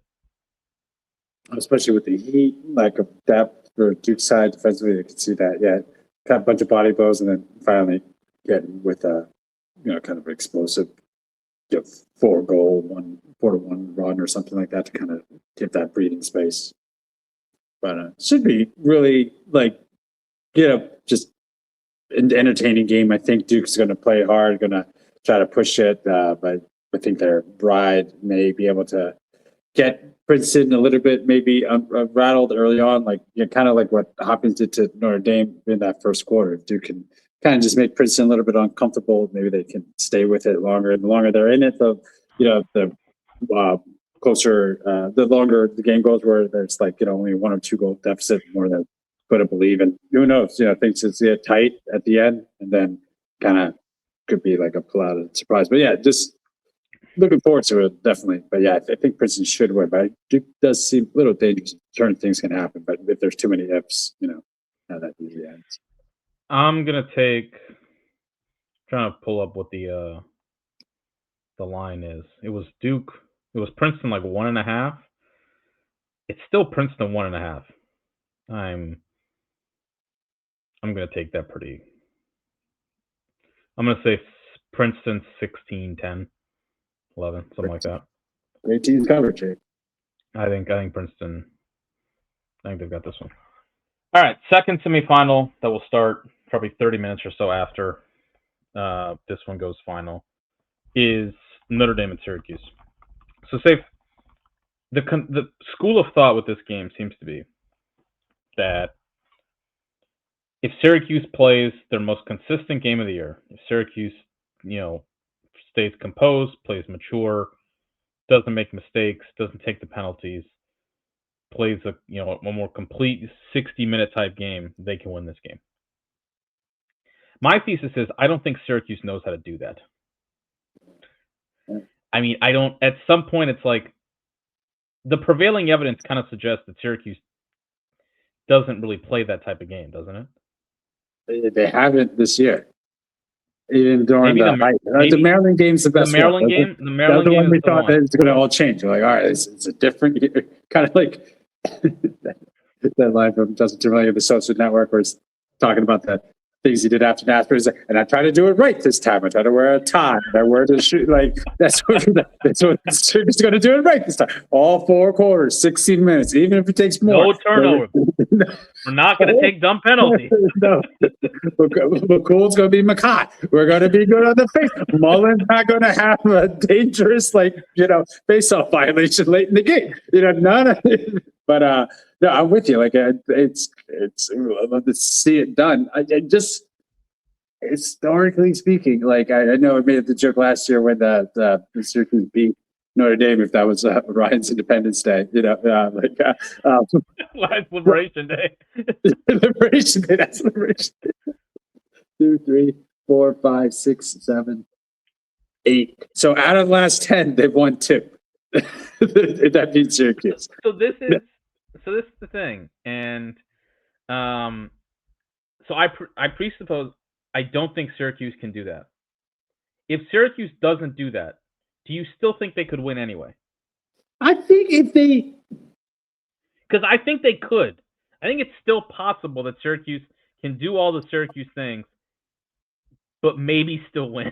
I'm not saying it's likely. I'm just saying I think it's possible. They didn't do what they were supposed to do against Yale, really. They pulled that one off. It's a much closer game than I think any Syracuse fan would have hoped for. But much different opponent too. That for sure. That's the only thing with Notre Dame. I'm just looking at it now. They never won away. That it was a neutral Charlotte, North Carolina game. 2025 it gets to the ACC tournament, and then won at home. But the last time, this is a neutral, so that's not fair. But last time they beat Notre Dame at Notre Dame was in 2017. They did beat them last year in the ACC tournament, which was a neutral. Exactly, Charlotte, North Carolina, neutral site for sure. Outdoors in the grass. I thought that they're making a little bit too much of the grass. Almost kind of going a little bit of a thing, because they're taking the picture up. I don't know whose shoe it was, but they're on grass, to silence to talk about them. Here's my thesis. This game, that ACC tournament game last year, Syracuse won 14-12 in Charlotte. Is it grass in that ACC tournament? Or is it turf? I don't know the grass. Come on, guys. Only 3 teams play on grass. It shouldn't be that big a deal. All right, so here we go. Another what we thing should look at is Virginia, how they play at Virginia. That's what we should look at, because it's going to be. They don't play great at UNC. Here's the great point, safe to mention. It's going to be. It looks like it's going to rain. It's on grass. That's going to be one. This was one question our pal Mark had for us. What is that field going to look like by Monday? Oh, the second game. Not just they're going to play. If it rains all weekend, maybe it does. Sure. It just kind of drizzles and it kind of stays. But imagine it rains the whole weekend. It does kind of. Apple says 100% chance of rain on Saturday, 75% chance of rain on Sunday, and 85% chance of rain on Monday. So let's say it rains the whole weekend. Wash out the whole They're weekend. They're gonna play 2 games on Saturday. They're going to play 2 games on Sunday, aren't they? The D2 and the D3. Yeah. That's gonna be the 5th game on that field by Monday. It's going to look like Tillman Johnson's greatest. The 03, yeah, 03. Just a complete. It's gonna be just a mud pit. Maybe that does hurt Notre Dame a little bit more, just because Notre Dame's midfielders trying to dodge on grass and that kind of wet. If it gets sticky and muddy, trying to dodge and things that could become a lot harder. They got a lot of experience in Hofstra last week. Yeah, for sure. All right, here's my thesis. Last year, Syracuse beat Notre Dame in Charlotte, outdoors, neutral site. Turnovers in that game: Syracuse 13, Notre Dame 14. Extra man opportunities: Syracuse 2 for 3, Notre Dame 2 for 6. Ground balls tied, despite the fact. Here's the key: total shots 46-44. So Syracuse took 6 penalties. They turned the ball over 13 times. They failed 3 clears, and they won anyway. How'd they do it? Probably not a big secret. Their Madeline percentage, the Madeline sort of 1,000 rule. The Madeline index. That's what we should call it. There we go. Their Madeline index was 134.5. That's probably what I'm not saying it has to be that. It's got this game. I think they can do it, but this game rests on Mullen and McCool. I think if Mullen has the type of game he had last week against Brady Wambach, and Wambach was able to turn it around more in the second half, but what Mullen allowed in that game was when Syracuse wasn't playing particularly well for Carolina to not run away with it. And he also got a couple of big kind of juice transition goals. In the end, the possessions there were 40-38. If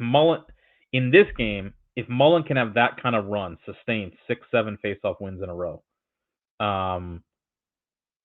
could that allow Syracuse to build a lead? You need to make Notre Dame play from behind. Yeah. That's the key. You need to get them in the Hopkins did, I think, everything right in the first half. At kind of to what degree they could. The game really changed once Reese DeChico went out, and Orange Linus also was not bad, but he didn't make enough saves that needed. But I think what Hopkins really needed was they needed to make Notre Dame. You've got to make Notre Dame the pace change up. Notre Dame wants to play at a very deliberate pace. You got to get them out of their comfort zone. Make them play from behind. Make them chase it a little bit. Make them their offense. They're going to run a very deliberate. They're going to run the offense through their midfield. They're going to be patient with it. They're going to press you. They're going to look for a couple advantage a couple times. Eventually, look for a matchup they like, and then make you start to slide and things like that and take advantage of it. Make them act out of the ordinary. Make them now. Here's the thing. Notre Dame can run in transition, but they like to run on their terms. They were able to run against Hopkins, and it was able to work. But that was on their terms. Make them do it when they're behind.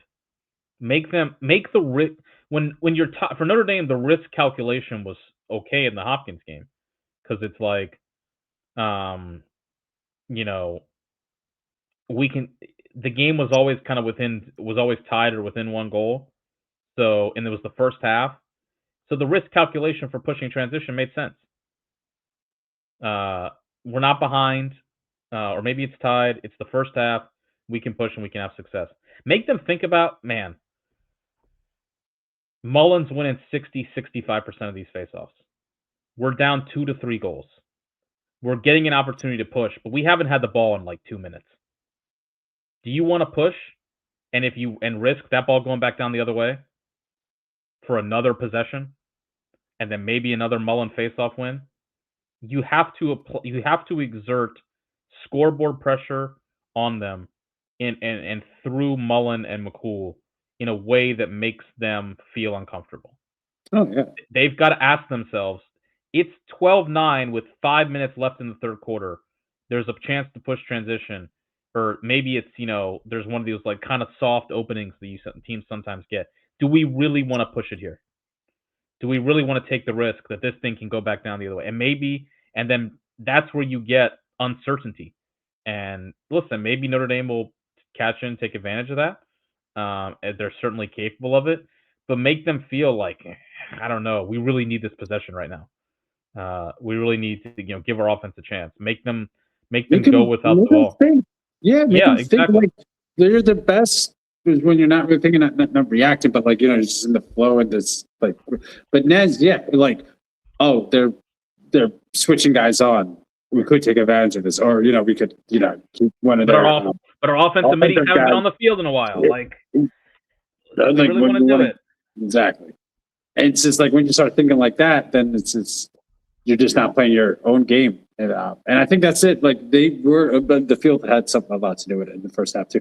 But the way Hopkins was able to get him a little rattled, 6 turnovers in the first quarter, like that's the kind of thing, get off balance and get out of the first quarter with the lead, or just tied up. Don't be down to them early, and then they kind of can dictate the pace, and then you're playing catch up, and then you're having to do things that are maybe outside of what you normally do.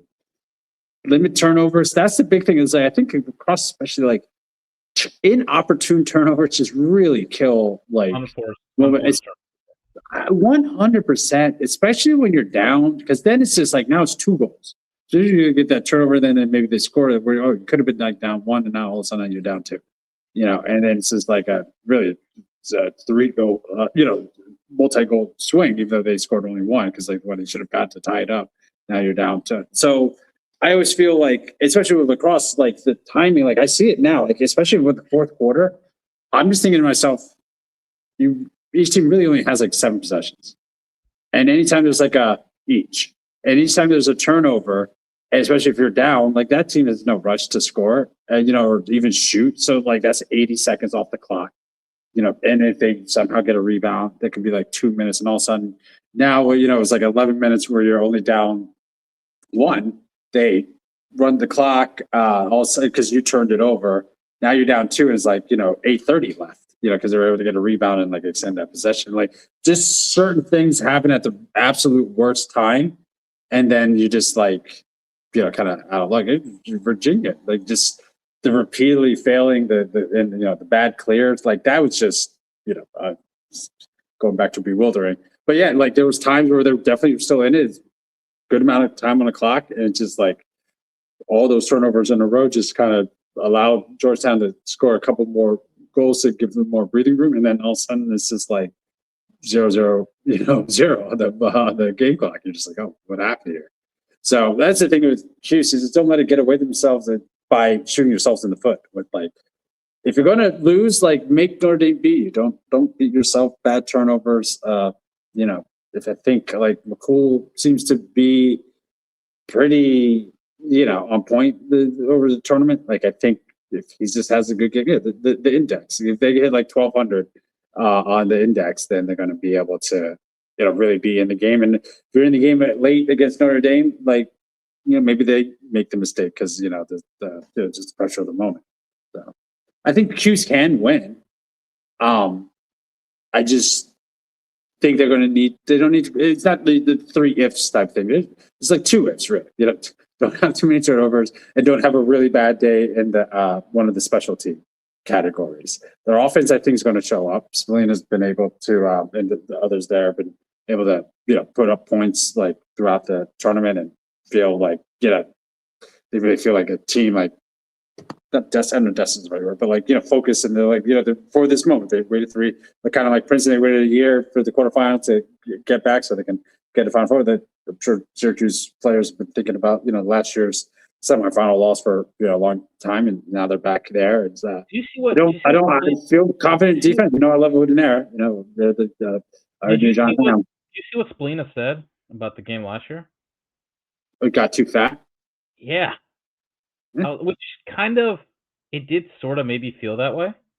I remember having that conversation with Ryan on like after, where it was like, Ryan was like, listen, we made the Final Four, like, that was the goal, like, everything was house money. I'm like, yeah, but the team can't feel that way. Like that's not the team can't go out there and approach it that way. And I'm not saying I think they're gonna approach it that way this year. I don't. I think the way they played against Carolina was, there was a degree of kind of, I mean, it was still Cuse, but I do think there was a degree of kind of the way they closed that game out, the intensity, the way the seniors played, of like they're really committed to getting this over the line. But it is one of those like just feeding your worst critics like ammunition. It's like, yeah, we finally made it to the Final Four, and we're just like, all right, this is fine. It's like, it's not exactly like, it's not a great look.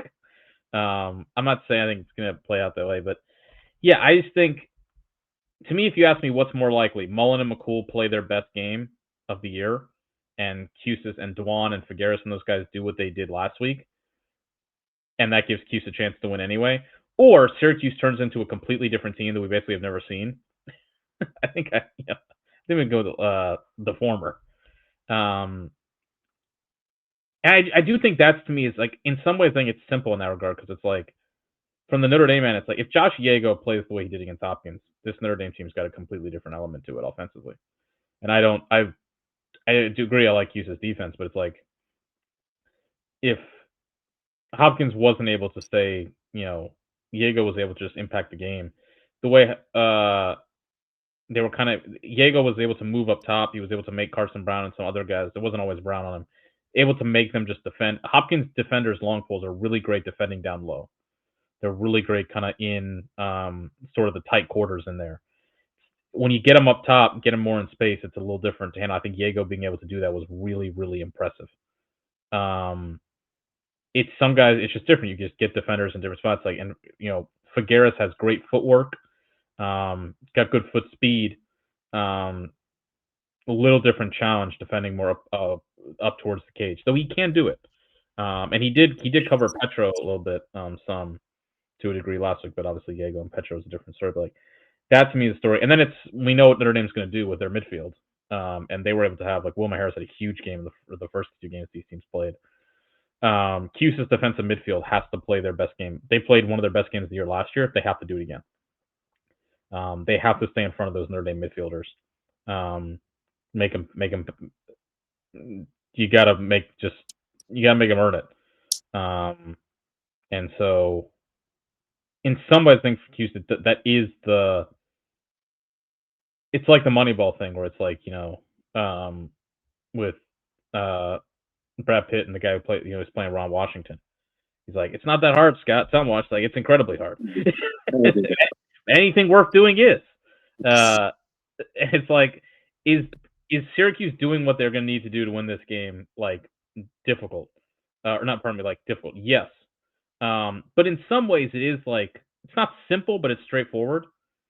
It's Riley Figueres, Billy. If you're Billy Dwan, this is potentially your last game. Figueres will come back next year, but it's hey man, you got to win your matchup. Syracuse defensive midfielders. Hey guys, you got to play the best game you have all season. Mullen and McCool. You guys got to be great. It's I'm not saying it's easy, but I'm saying it's not as if Duke. I feel kind of has to Duke's got to throw some curveballs at Princeton. Duke's got to get Princeton kind of out of their element. It's going to take everything we're talking about for Cuse and probably a couple more things too. Cuse is good enough that if they can win their matchups and if they can control the possession game, they can win this game. So again, is it going to be hard? Of course it's going to be hard. I'm not saying it's not going to be easy. The likelihood is that Notre Dame wins this game. But if you're Cuse, you've got enough talent. You're a good enough team that if you do the things that are needed, it's out there for you. They should get Simmons or even Dessa to come in and just do the Clooney quote. Because Notre Dame always wins. Play long enough, they'll limit your turnovers. The Irish takes you. Unless you play that perfect 60-minute game and then you take Notre Dame. But that's what it's going to take. But I feel you about all that. And I get why you still think it's possible because really this Syracuse team seems to be much more focused.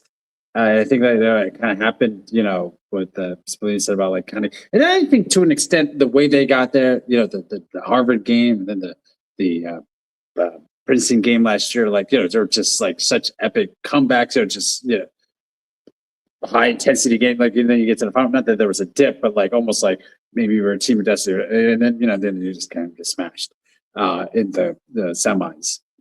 Maybe a little bit of content mixed in there too. But this year, when they dipped and they were able to rebound, they win the ACC, but they still got a pretty high seed. That Yale game they were just begging to squander it away. They just didn't. They just kind of refused to do so. And then taking care of business against North Carolina and making sure that they're even though seemed to be kind of controlled, North Carolina was always there kind of looming and they just kind of just didn't let that happen. And it's does feel like a different team. And if there's going to be a team that beats Notre Dame at this level, at this stage, I feels like this is the team to do it. But again, they're just think no turnovers, special teams got to play, above replacement level. They're gonna turn the ball over. Well, no, or limit the horrible inopportune turn. No dumb penalties. that one for sure you can They're kind gonna of take dumb penalties. It's Syracuse. They're gonna do it. Listen, if they don't do it, I'll throw my hands up and be like, God bless, man. Like they did it. But it's like if you're telling me what's more likely that Syracuse just doesn't take dumb penalties, or that Mullen and McCool are just like so awesome, and at the Spallina, same game. Yeah, like that's the thing. Spallina has played light well in the past. He did it last year, less this year, but he played some of his best games last year against Sean Light. Like, I think he can do it again. Spallina was tremendous. Spallina's been tremendous in this tournament so far. Can he kind of play Sean Light the way he has? I think he can. So it's like that's the thing to me where it's like, if you think, I think a lot of people feel like Cuse can't win the game if they don't do those things. And it's like, that's fair. And you know what? The answer is you probably don't think they can win the game. I think they still can. I do think they're talented enough. I think they've got enough pieces, but it's going to take like they're going to have more of the ball. Like they're going to have a solid possession advantage, and they're going to have to play with a lead, and they're going to have to get Notre Dame out of their comfort zone a bit. But I do think that's possible. It's just unlikely, sure, but it's possible. That's where I land. I can see it. I don't know if it's going to happen, but I think it's going to happen. I don't know why. I'm probably wrong here. I don't know. I just kind of get the feeling. I think there is the kind of team of destiny type vibe. I don't think it goes all the way. I do think they lose to Princeton on Monday. And I don't know. I just feel like maybe that's this team's legacy. Is that, like, to Ryan's point, they got better every single year, but just maybe like they went from missing the tournament to the quarterfinals to the Final Four to the championship game. I wonder if that's their lately. It just comes up, one rung short. Because to me, it's like that would really be. Can this team play beat four straight teams of that quality? Can they? Which I guess they did last year when they won the ACC tournament and they won the first game. Can they do it against two teams of this quality? Probably beat the number 1 and number 2 teams 2 times in 3 days in the second semifinal, and have it all go right, or have it not turn the ball and do all those things that they've done. I don't know. I could see that they do play the perfect game or perfect enough, and then just get smoked by Princeton because it's a second game. It's like I don't think they get smoked, but like I don't know. There is a feeling to me of like this isn't going to have a happy ending, or maybe it's a bittersweet ending. But like they're gonna make them think for as long as possible that it's gonna, because Cuse fans, they're like inherently like skeptical about it. This team, like there's the bipolarity as we always talk about. It's like I think the most fitting end to that is like to really make them think like, oh my god, this is gonna happen, and then I can see them like leading Princeton like 11-10 after the third quarter, and then Princeton scores like 4 straight goals, kind of like they did Penn State. Princeton just like hits like one more afterburner, and it's like, all right, that's it. Yeah, I don't know why I think Houston's going to win this game. I kind of get that vibe. And Notre Dame's been playing Notre Dame keeps, every time I feel like Notre Dame's going to stumble, they just take it up and take it up and take it up. Maybe it's just my built-in, like, I didn't quite see this team getting this far, but I do kind of feel like this might, or maybe honestly, I do think there's a lot of similarities between this Notre Dame team and Maryland last year. Unexpected. People didn't really see that Maryland team kind of coming the way they did. Built kind of through defense. Good face-off play, but not quite Maryland didn't have Weirman. Their face-off play was good, but like, I think if you put Weirman in that game, Maryland might beat Cornell. And it's like Notre Dame's face-off play is really good, but not quite Will Lynch. Kind of again built through the defense. Offense is really deep. A lot of options, a lot of good players. Maybe not that one big guy, that one kind of top, and that was kind of the thing with Maryland last year, was like Eric Spanos was really good, but like it was obvious they were missing like that one extra piece to kind of, especially when Cornell had Kirst, who scored like 6 goals. And I kind of feel that with Notre Dame, maybe they're just missing like that one big piece. So I could see it kind of being like, last year where Notre Dame takes Syracuse the way Maryland did, and then it gets to the championship and Princeton just has too much juice. I think that's probably the more likely outcome. Is Duke pushes Princeton kind of the way Penn State pushes Cornell. Penn State pushed Cornell. Princeton comes out of it. Notre Dame takes Syracuse. But Princeton just has too much gas offensively on Monday. Second semifinal as well. something like that. Are we both taking Princeton? Yeah. I think so. Yeah, I agree. I think this team's they've just gotten better and better, and it's just going to take a whale of an effort to beat them. They're really complete, and they stress you in so many areas that I don't know that there's a team out there who's going to be able to overcome that. But we'll see. All right, Safe, before we get out of here, do it. What's your prediction? What's the attendance this weekend?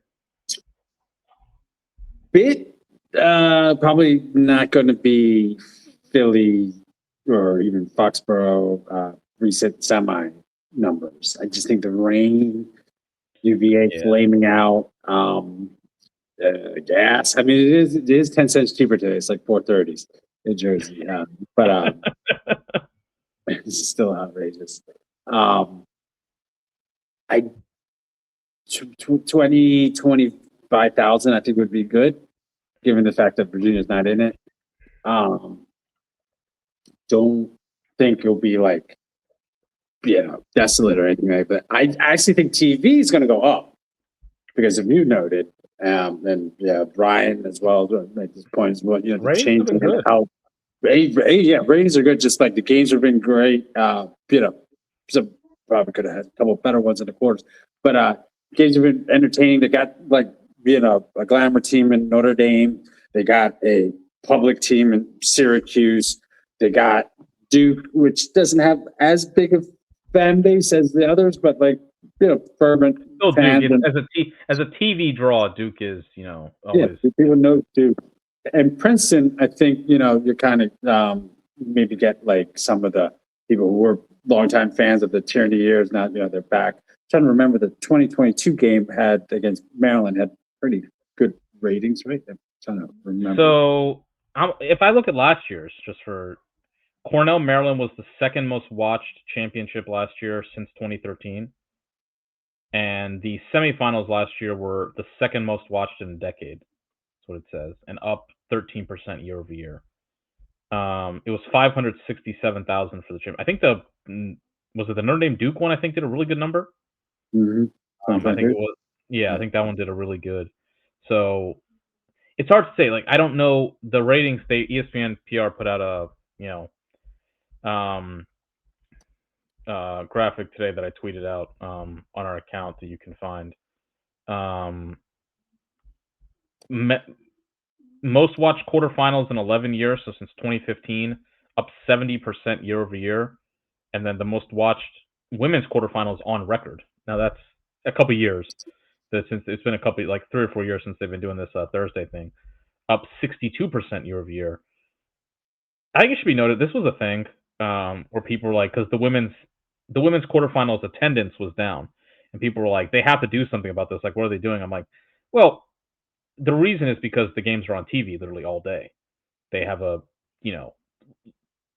what is it, 10-hour block of television on ESPN. They block out an entire day on ESPNU to show every women's quarterfinal. It's like that's why the games are on Thursday, and it's like, dude. A couple years ago, they didn't even show the women's semifinals on TV.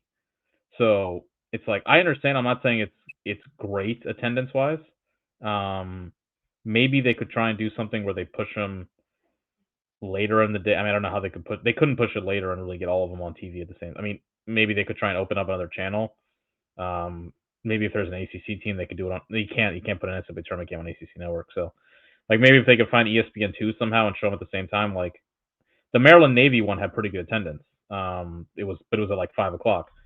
Obviously, Hopkins Stony Brook at 12:00 on a Thursday is not going to do great attendance. Like I get it. The women's they have to you have to get TV where you can.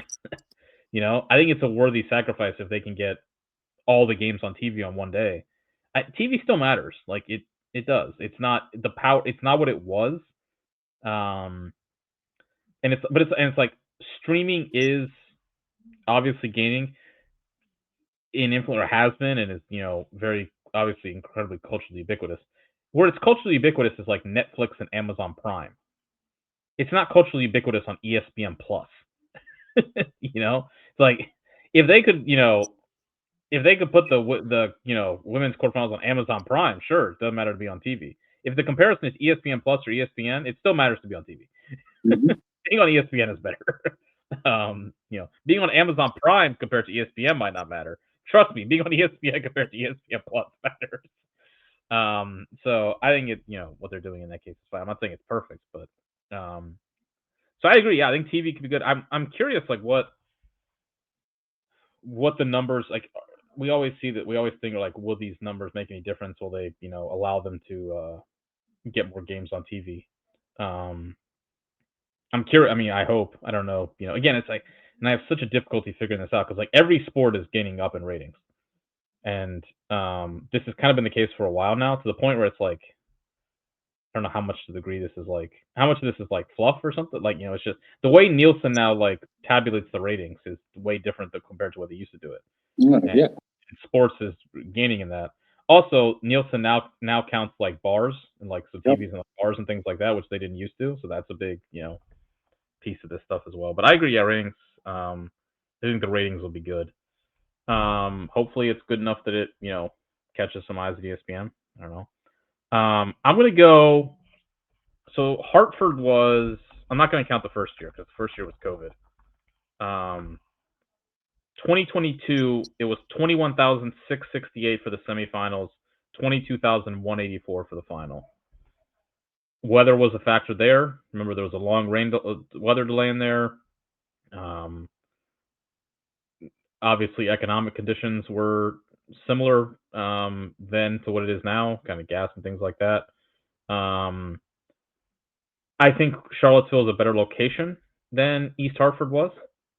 I think you have bigger brand names, Notre Dame, Syracuse, in it. Were like, in that case, it was Maryland, like Cornell and Rutgers, Princeton. Not Princeton here again, very dedicated fan base, but maybe not as large.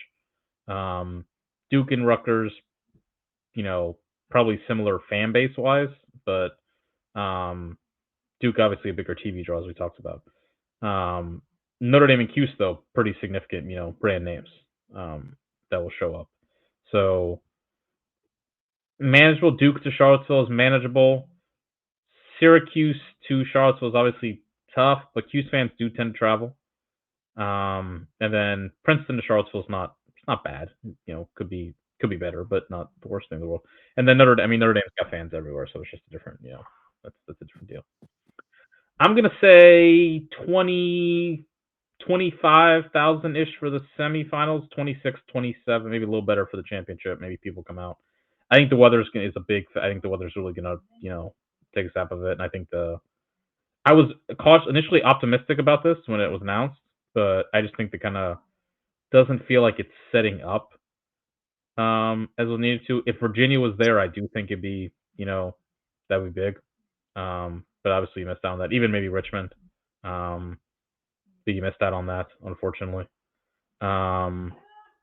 So yeah, I hope it does. I mean, if it does do well, I hope it does well enough that I don't know, Maryland decides to get back into it. I hope it's a number that makes them be like, all right, yeah, let's do it again.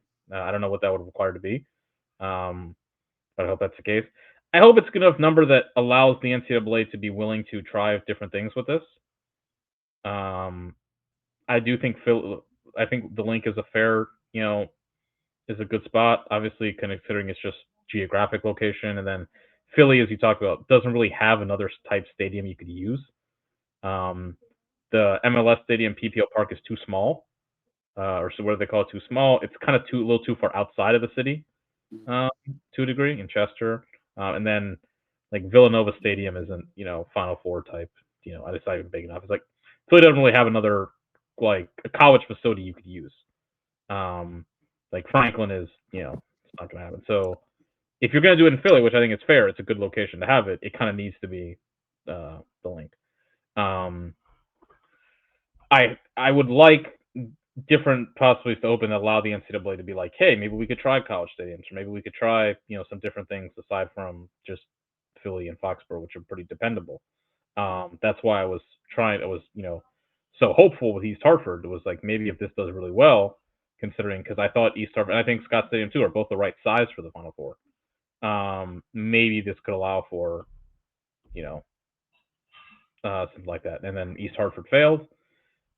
Got another potential chance here with the World Cup and everything like that, forcing it into a new spot. And so I hope it does well. I just think, it hasn't quite, the stars haven't quite aligned in the right way. But we'll have to wait and see. Absolutely. All right. I think we addressed questions. I think we had a question about the USILA awards, which were announced today. Ada McGuire became the first ever short stick to win the Player of the Year award. Pretty cool. Interesting. I got a couple things here. One, interesting that the Tewaaraton and the USILA award had become very they drifted almost to identical to each other the past 10 years or so. There used to be a split in it. If I look at the history of the Tewaaraton and the Ray Anners Outstanding Player Award, it had been very similar. If I go back, 2023 was Brennan O'Neill, Tewaaraton O'Neill won. 22 was Logan. 21 was Jared Bernhardt. 2019 Pat. 2018 Ben Reeves, Rambo, Malloy, Lyle, Rob Pennell, Peter Baum. That was 12, 13 years in a row where it was the same winner. Prior to that, you did have some switch up. Kevin Crowley won the USILA award in 2010. Ned Crotty won the Tewaaraton. Matt Danowski won in 2008. Or Matt DeVille won the Michael DeVille of Syracuse won the Tewaaraton. So there used to be kind of more of a split, and then it kind of came pretty closely together. The last 2 out of the last 3 years, Ajax won the Outstanding Player of the Year award 2 years ago, and now McGuire's won it. It does feel like maybe with the Tewaaraton seemingly just defaulting to being all right, here's our, whoever your best attackman is. The USILA seems to be switching back and be well, no, maybe, we can just give the outstanding player to literally anybody. I think the USILA has the coach's input, and so I think that's a big factor. But I think it's kind of interesting in that regard that they're starting to switching in. What I've gone for McGuire, I don't think he was as good this year as he was last year, where I thought he was unbelievable. I think he's clearly the best midfielder in the country in 2025, and he did win Midfielder of the Year. Naturally, as this is what the USILA does, which never makes sense to me, but he won Player of the Year this year, but didn't win Midfielder of the Year because they always like to, split the baby with the that stuff. I don't know, but I mean, again, there wasn't a truly outstanding player this year. I didn't think in that kind of way. I think if Spalina wins the Tewaaraton, I think that's completely fair. I think he's had a great year. I think he's kind of separated himself a little bit, but Princeton's the best example. They're the best team, and I don't really know who the best player on that team is. The only other note I'll make, there are 2 different awards who have co-winners. They did this last year with the Schmeisser, where they gave it to both Sean Light and Bobby Van Buren. This year we have co-midfielder of the years, Brady Wambach and Evan Plunkett, and co-goalie of the years, Sean Byrne and Ryan Craddock. I'm sorry, I can't do the You gotta pick one winner. Just make an odd number of voters, and you'll never have to worry about this. Precisely. I don't know. I just I'm sorry. You just pick it's the midfielder of the year. It's not the co-midfielder of the year. The award says midfielder. Yeah. It's not midfielders. It's singular, exactly. It's not plural. Singular possessive. It's not a plural nor a possessive. I don't know, man. But yeah, so that is what it is. But yeah, otherwise I think first team All-American, Spalina first, Duffy, that makes sense. Evan Plunkett, Matt Collison, Tucker Wade, makes sense. Wambach, McGuire, Jack Pilling, Will Donovan, Sean Light, Jack Stahl, Alex Ross, Cullen Brown, Croddick, Byrne. Yeah, that's fair. I can kind of go with that. But yeah, I can't do the co. Yeah, just get an odd number of. Give me a vote. Give you a vote. Yeah. One of us, not both. One of us. Yeah. Because then you just couldn't say Rob. All right. Safe. Anything else? Now, looking forward to it. Be going live right after the games, right, or shortly thereafter on Saturday. Yeah, it should be. I don't know if I'll be. Probably won't be on. I don't know if I'll. I don't think I'll be on. So, but maybe we'll see. Okay. Depends. I might be able to. Might pop in. Depends on how my day works out. But yes, we will be live after the games go final. Could be another Ryan Liberation Day, or it could be the opposite. We'll have to wait and see. But make sure to join for that. Thank you for everyone who watched and liked and commented on the Lars video. If you missed it, it's about an hour, just kind of breaking down initial thoughts, what kind of went into the decision, where things go for both Virginia and for Lars. We covered a good bit of that on this pod as well, but in case you missed it, want to check it out. It is up on our YouTube channel, youtube.com/crosscommission. If you're watching this video on YouTube, make sure you smash the like button. Make sure you subscribe. We've got a lot of new subscribers in the past couple weeks. If you're new, make sure you hit subscribe. Turn notifications on for when we go live. Again, we will be live this Saturday after the games. So tune in for that. And then from there, we don't really take time off. I mean, we maybe like a couple weeks or so, but we'll still have pods for you throughout the summer. So make sure to keep tuning in. And I mean, look, we got 2 open head coaching jobs, so we definitely got stuff to talk about. And the coaching carousel could get spinning. I mean, we'll see who takes those jobs, but the dominoes could be in motion. So there'll be a lot to talk about. We'll be here to do it. Thank you for following us all season long. If you're watching this video on YouTube, smash the like button, subscribe. If you're watching it the old way, podcast version, keep doing what you're doing. Subscribe, follow us on Twitter, and I think that's it. All right. See you next week. Stay safe, folks. Stay hydrated.